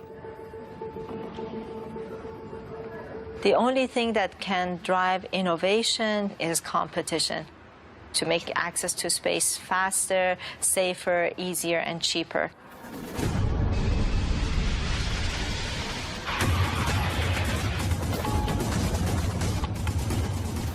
Teams from around the world took up her X Prize challenge.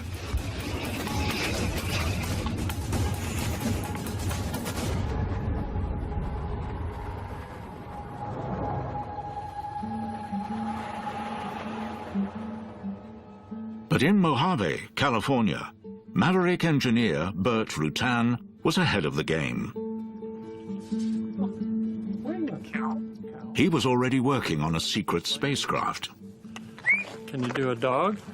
A dog? Burt is an aviation legend. You might say he's light years ahead of the competition. Okay, I'm going to do a lion. Okay, you ready? He had already built a plane so lightweight, it flew around the globe on a single tank of fuel. And he smashed altitude records with Proteus, which soared to more than 63,000 feet. Ready to go? Now, he's set his sights on sending tourists into space. Listening to those that have been in space, the way they describe it, it seems life-changing to look down on the planet. And a chance to go there and look at that? Wow. Just 5 months after the X Prize was announced, Burt Rutan rolled out Spaceship One. It had taken more than 3 years to build.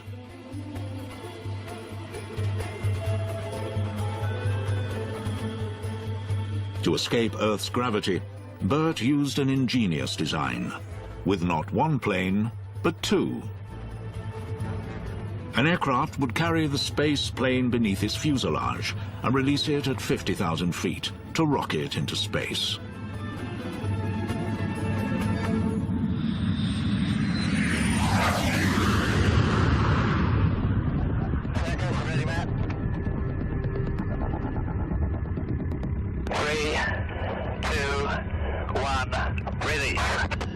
Release. Arm. Pilot Brian Binney fired the rocket. Good flight. Good flight. Holy! That was cool. He narrowly missed a collision with the mothership. That's good, though. 350, suggest shutdown. Roger, shutdown. Within seconds, he had crossed the boundary into space, 100 kilometers above Earth. Boy, it's really quiet up here. I'm going to get the camera out. Roger that. Benny was able to take a few snaps for the album, from the first privately built spaceship to reach space.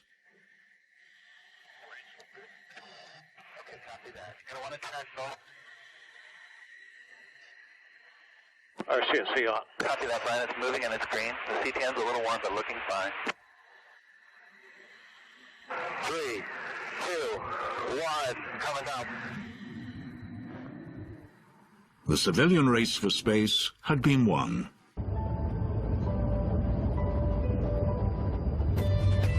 But for Bert, this was only the start of his dream.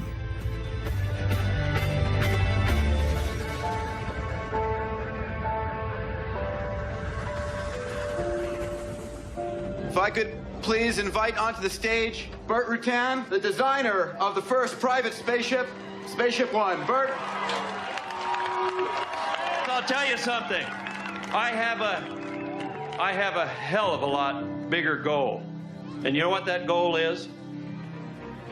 I absolutely have to develop a manned space tourism system that's at least 100 times safer than anything that's ever flown manned to space, and probably a lot more. I have to do that. Bert's ambitions are shared by billionaire entrepreneur Sir Richard Branson, and together they have set their sights on helping you reach the stars.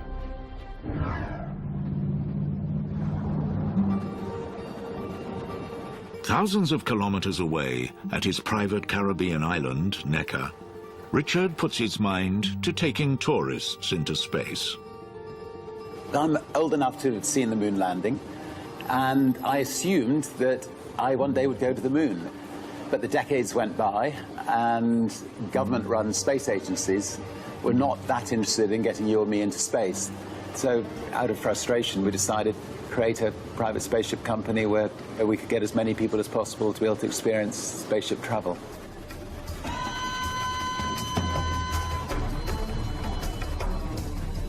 This is Richard's dream, to use Bert Rutan's spaceship technology to take you on the trip of a lifetime.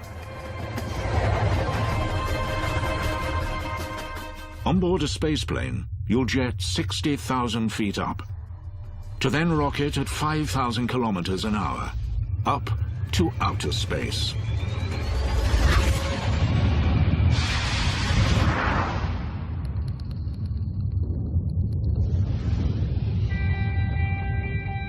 Pop your seatbelt and float in zero gravity.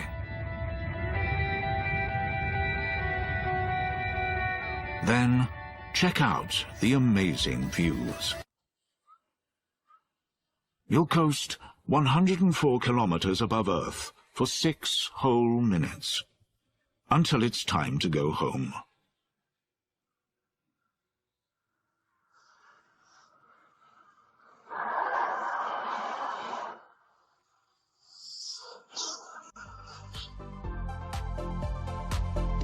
The spaceship will glide serenely back to Earth, and my guess is that quite a lot of people will be itching to get back up again. Today, rocketing to space isn't for the faint-hearted. Astronauts must train hard to prepare for launch day. They have to be super fit to handle the extreme force of gravity. 2, 1, booster ignition, and liftoff of Discovery. But Richard Branson's business banks on just about anyone being able to fly, regardless of age or levels of fitness. Something Dave Clark, who must find future passengers, is all too aware of. What if we had the spaceships and we had all these people signed up and then nobody was actually physically able to fly?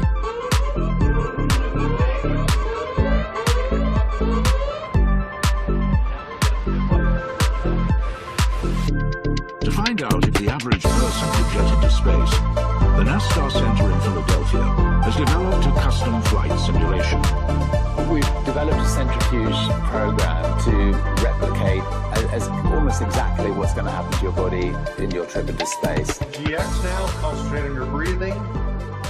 And finding out how most people would react has never been done before.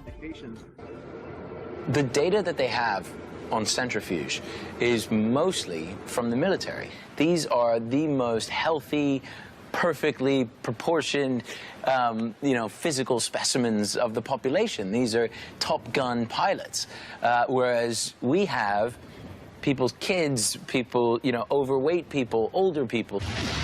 Now talk about your gene training profiles. 75 space tourists, including Richard, have volunteered to go for a spin. They are about to discover what 5,000 kilometers an hour feels like. You got the training, you got the tools, you know what to do. All right, go.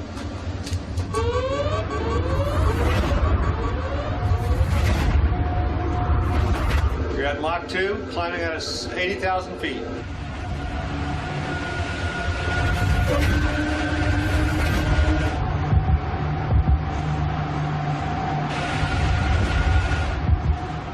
The trainers ratchet up the G's. This is as close as it gets to the real thing. You're feeling the rush in the heart, you're feeling the pressure on your chest. Coming up to Mach 3. The adrenaline is flowing. Here's your chance to catch your breath.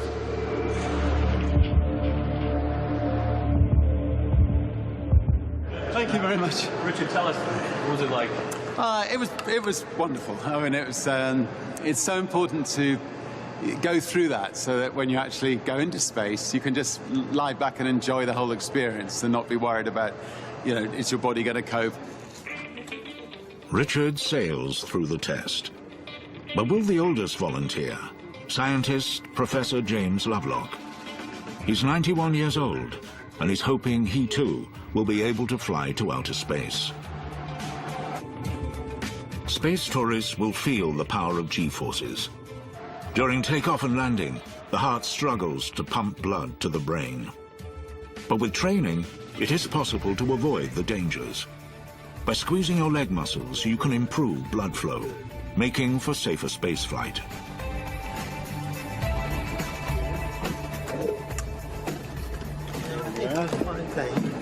Welcome back to Earth, astronaut. You are now our most senior centrifuge rider. You hold the record.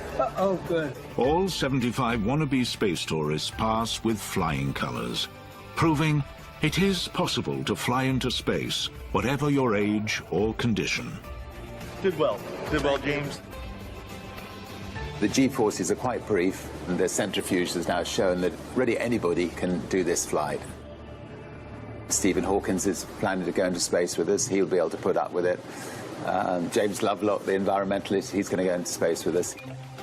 Now, it's just a case of saving up to buy your ticket for $200,000. We've got to try to come up with, clever ways of getting that price down and down and down. Every $10,000 we can get it down opens the market up that much more. And I think 50 years from now, hopefully literally hundreds of thousands of people will be able to afford to go into space. Richard Branson had the vision to turn space into the ultimate tourist destination. Now, all he needed was a spaceship.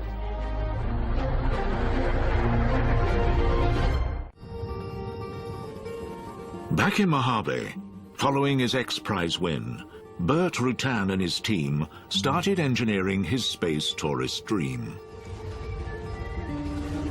What we're doing is important because it's doing something that's never been done. Burt's prize-winning prototype, Spaceship One, carried just one pilot into space. There's not enough room for space tourists, so Burt scales up his spaceship and creates a version for 6 passengers. And it's built with the sightseer in mind. Each passenger gets a window seat next to an aisle. It's double the size of its predecessor, so it needs a bigger, twin fuselage mothership. But safety is always a top priority.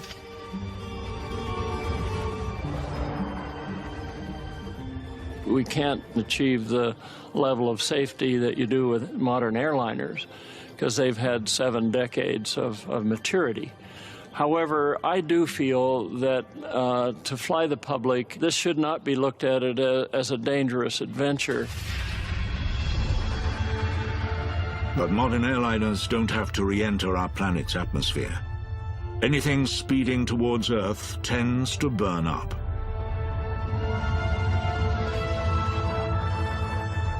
Bert's determined to ensure his spaceplane will be hundreds of times safer than spaceflight today. So, he has developed a revolutionary way for his spaceship to re-enter the Earth's atmosphere slowly.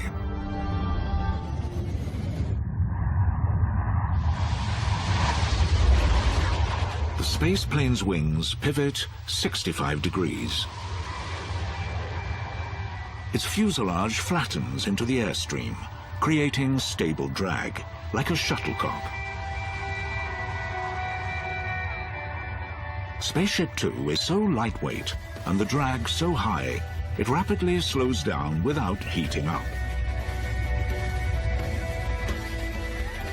Then, at 70,000 feet above the ground, the wings realign like a glider, and the craft touches smoothly down on the runway.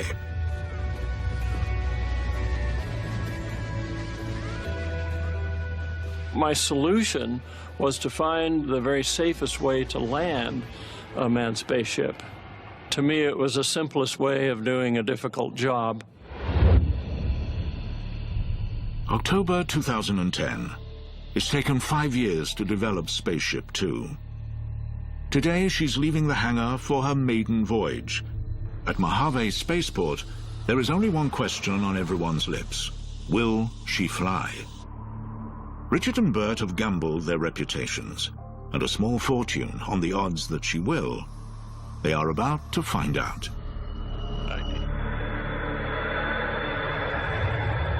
Standing next to Bert, watching it get higher and higher and higher.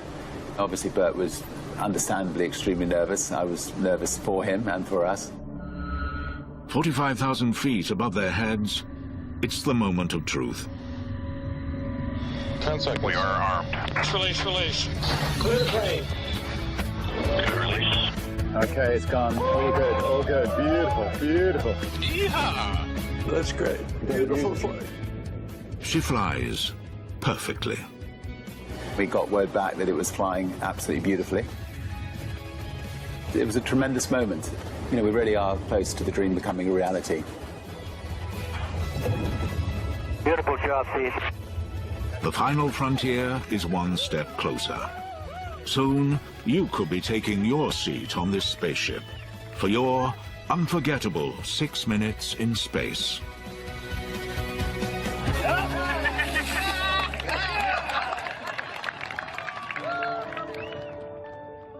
But for these stargazers, this is only the beginning.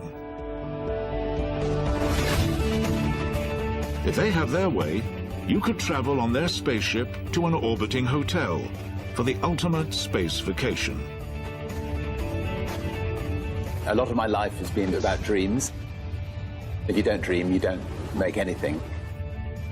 One day you might see a giant V floating around the Earth.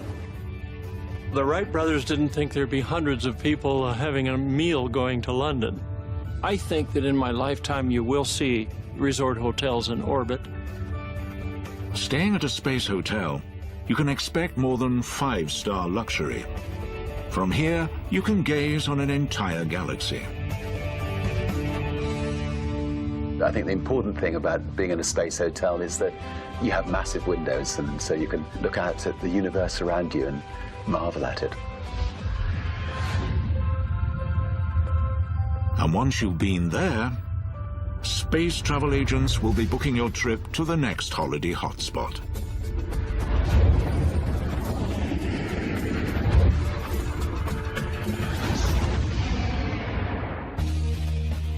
Have you ever gazed up at the moon, tracking across the night sky, and wondered what it might be like to visit? To fly over its craters, we'll take a walk across the lunar landscape.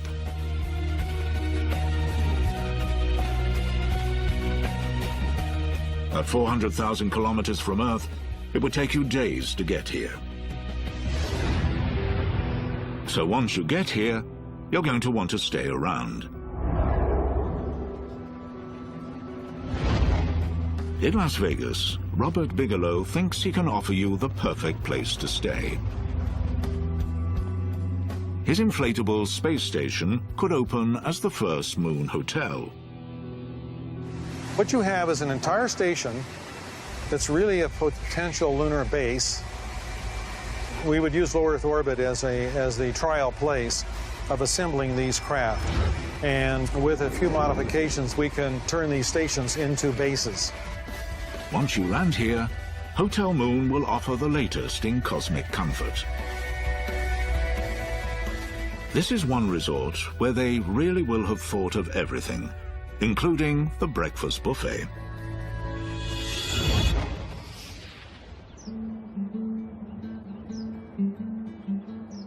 In the arid desert near Tucson, Arizona, feeding lunar tourists is food for thought. We're going to go to the moon, or we're going to go to Mars or beyond, and we have to survive. And unless we're going to carry a picnic basket of fresh vegetables and processed foods, which we can't do in the long term, we're going to have to grow our own. If you're going to enjoy fine dining on the moon, you'll need a space food expert like Dr. Gene Giacomelli. He knows how to grow crops that are out of this world. I find this very exciting, to be able to use agricultural technologies to grow plants to feed people like we do on Earth, but to bring that to space. On Earth, our atmosphere filters out dangerous solar radiation that would otherwise wipe out crops, rainforests, and woodlands. But on the moon, there's no protection. For crops to survive, a greenhouse would have to be shielded.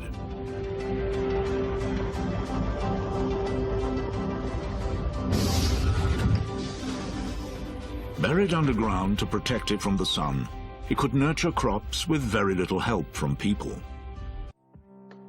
The lunar greenhouse, in many ways, is a robot. It automatically provides its climate so that the plants grow in the way we want them to grow.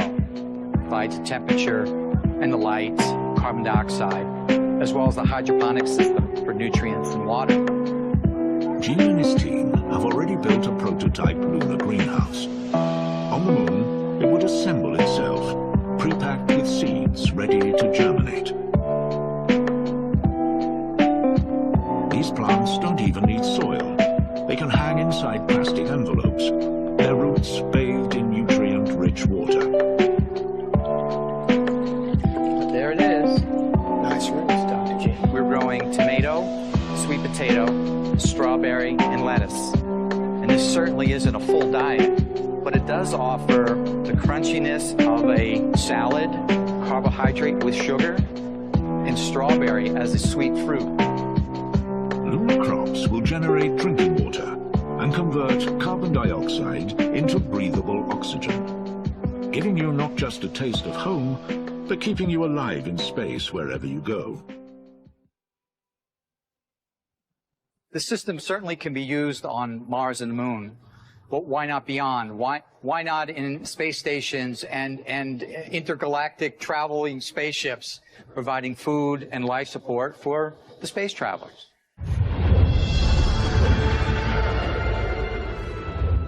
Getting to Mars on today's rockets depends on planetary alignment.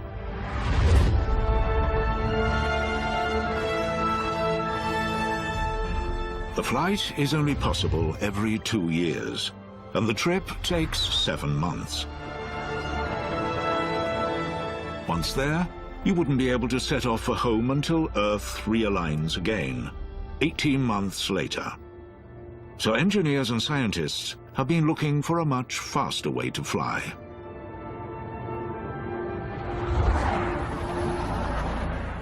Houston, Texas. Behind these shops, in a seemingly bland warehouse, a multi-million-dollar experiment is underway that could put Mars on your space trip itinerary. Franklin clocked a record-breaking 7 trips on the space shuttle.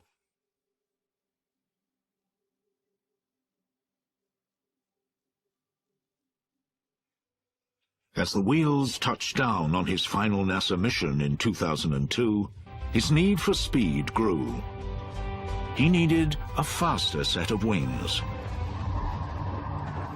Right off the bat, we know that we need something entirely different, something that would get us to speeds that are maybe 10 times faster than what we could do today. Scrapping conventional thinking, Franklin throws away the rulebook and works out what the problem with speed boils down to. The fundamental issue of rocket propulsion is that you want the exhaust to be very hot, and the hotter the better. So, Franklin cooks up a revolutionary new rocket engine. It's powered by one of the hottest things known to man, plasma, and it's about to be fired up inside this vacuum chamber. The rocket is powered by hydrogen gas, which when heated turns into pure plasma.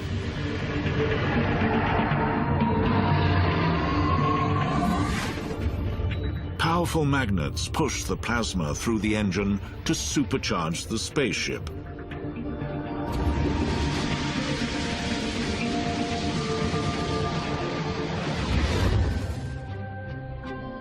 Plasma is so powerful, you could jet around 4,000 kilometers in a minute and rocket to Mars at 200,000 kilometers an hour, slashing a 7-month flight to just 39 days, with 2 weeks rest and relaxation when you get there.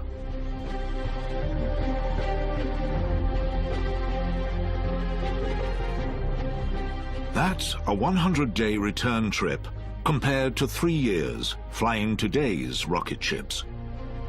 All my life, I've dreamed about going to Mars and beyond. Space is like a drug, you know, once you get hooked, you don't want to give it up.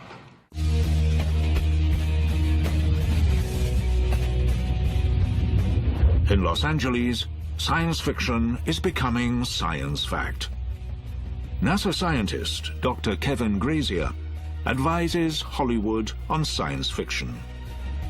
And he thinks what you see on the big screen could be just around the corner. The days of a few astronauts, cosmonauts, going into space, that's over. In the not-too-distant future, we're going to see you, me, regular people going into space. Kevin thinks science will let us boldly take a holiday where no man has done so before. A really far-out propulsion system that NASA has actually looked into is antimatter. Buckle up for a journey on board your intergalactic space liner powered by antimatter. A look under the bonnet reveals a magnetic chamber that contains antiparticles. They're fed through magnetic rings to collide with their nemesis, matter. In just a nanosecond, billions of explosions create an enormous surge of energy, 10 million times more powerful than today's rockets, with a top speed of just over 1 billion kilometers an hour.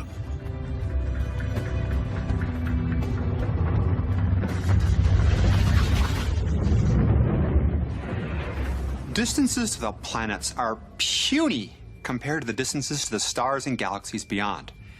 If we're going to go to places further than our solar system, we're going to have to speed things up quite a bit. Enter wormholes.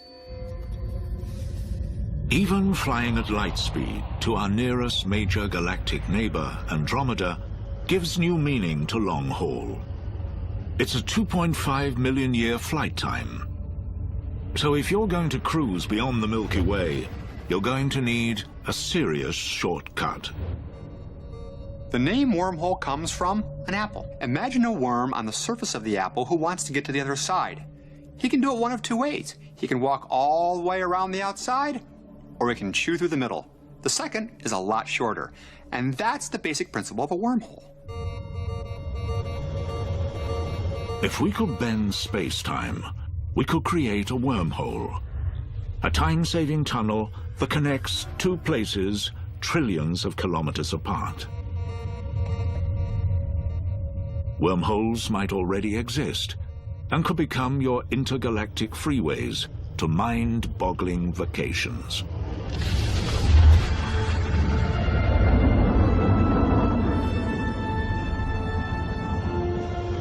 One day you might board your shuttle for Wormhole Express at LAX or Heathrow, take that shuttle to your Starliner,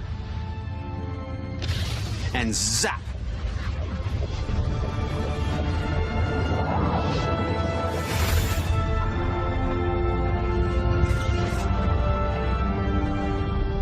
Do you fancy a vacation trillions of kilometers from Earth?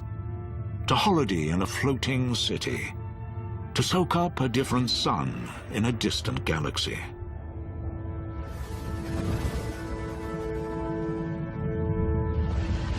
In the future, we may think nothing of traveling throughout the universe. By having fun in space, tourists could create unimaginable new inventions that would reshape our world. Just as the home computer was initially used for simple gaming, it's now the bedrock of our everyday lives. The people that will be flying in commercial space flights are allowed to be creative. There's going to be 2 or 3 people that come up with something that's called a breakthrough. And all of a sudden, commercial space travel will look completely justified rather than look at, well, these are just joy rides. Space tourism could take us all to new places and might ultimately ensure our survival. Earth is the cradle of humanity, but one shouldn't remain in the cradle forever. Single-planet species don't last. Ask a dinosaur. Pushing out beyond Earth's orbit will truly become a space species. I cannot envision all of humanity remaining on this planet. Humanity's destiny is in space. It's not a matter of if the commercial space industry will take off, but when. It was just over 100 years ago that the Wright brothers flew their first airplane, and now we don't think a thing about jumping in an airplane and flying across the continent or across the largest ocean. Today's commercial space pioneers who are just tickling the edge of low Earth orbit are today's Wright brothers.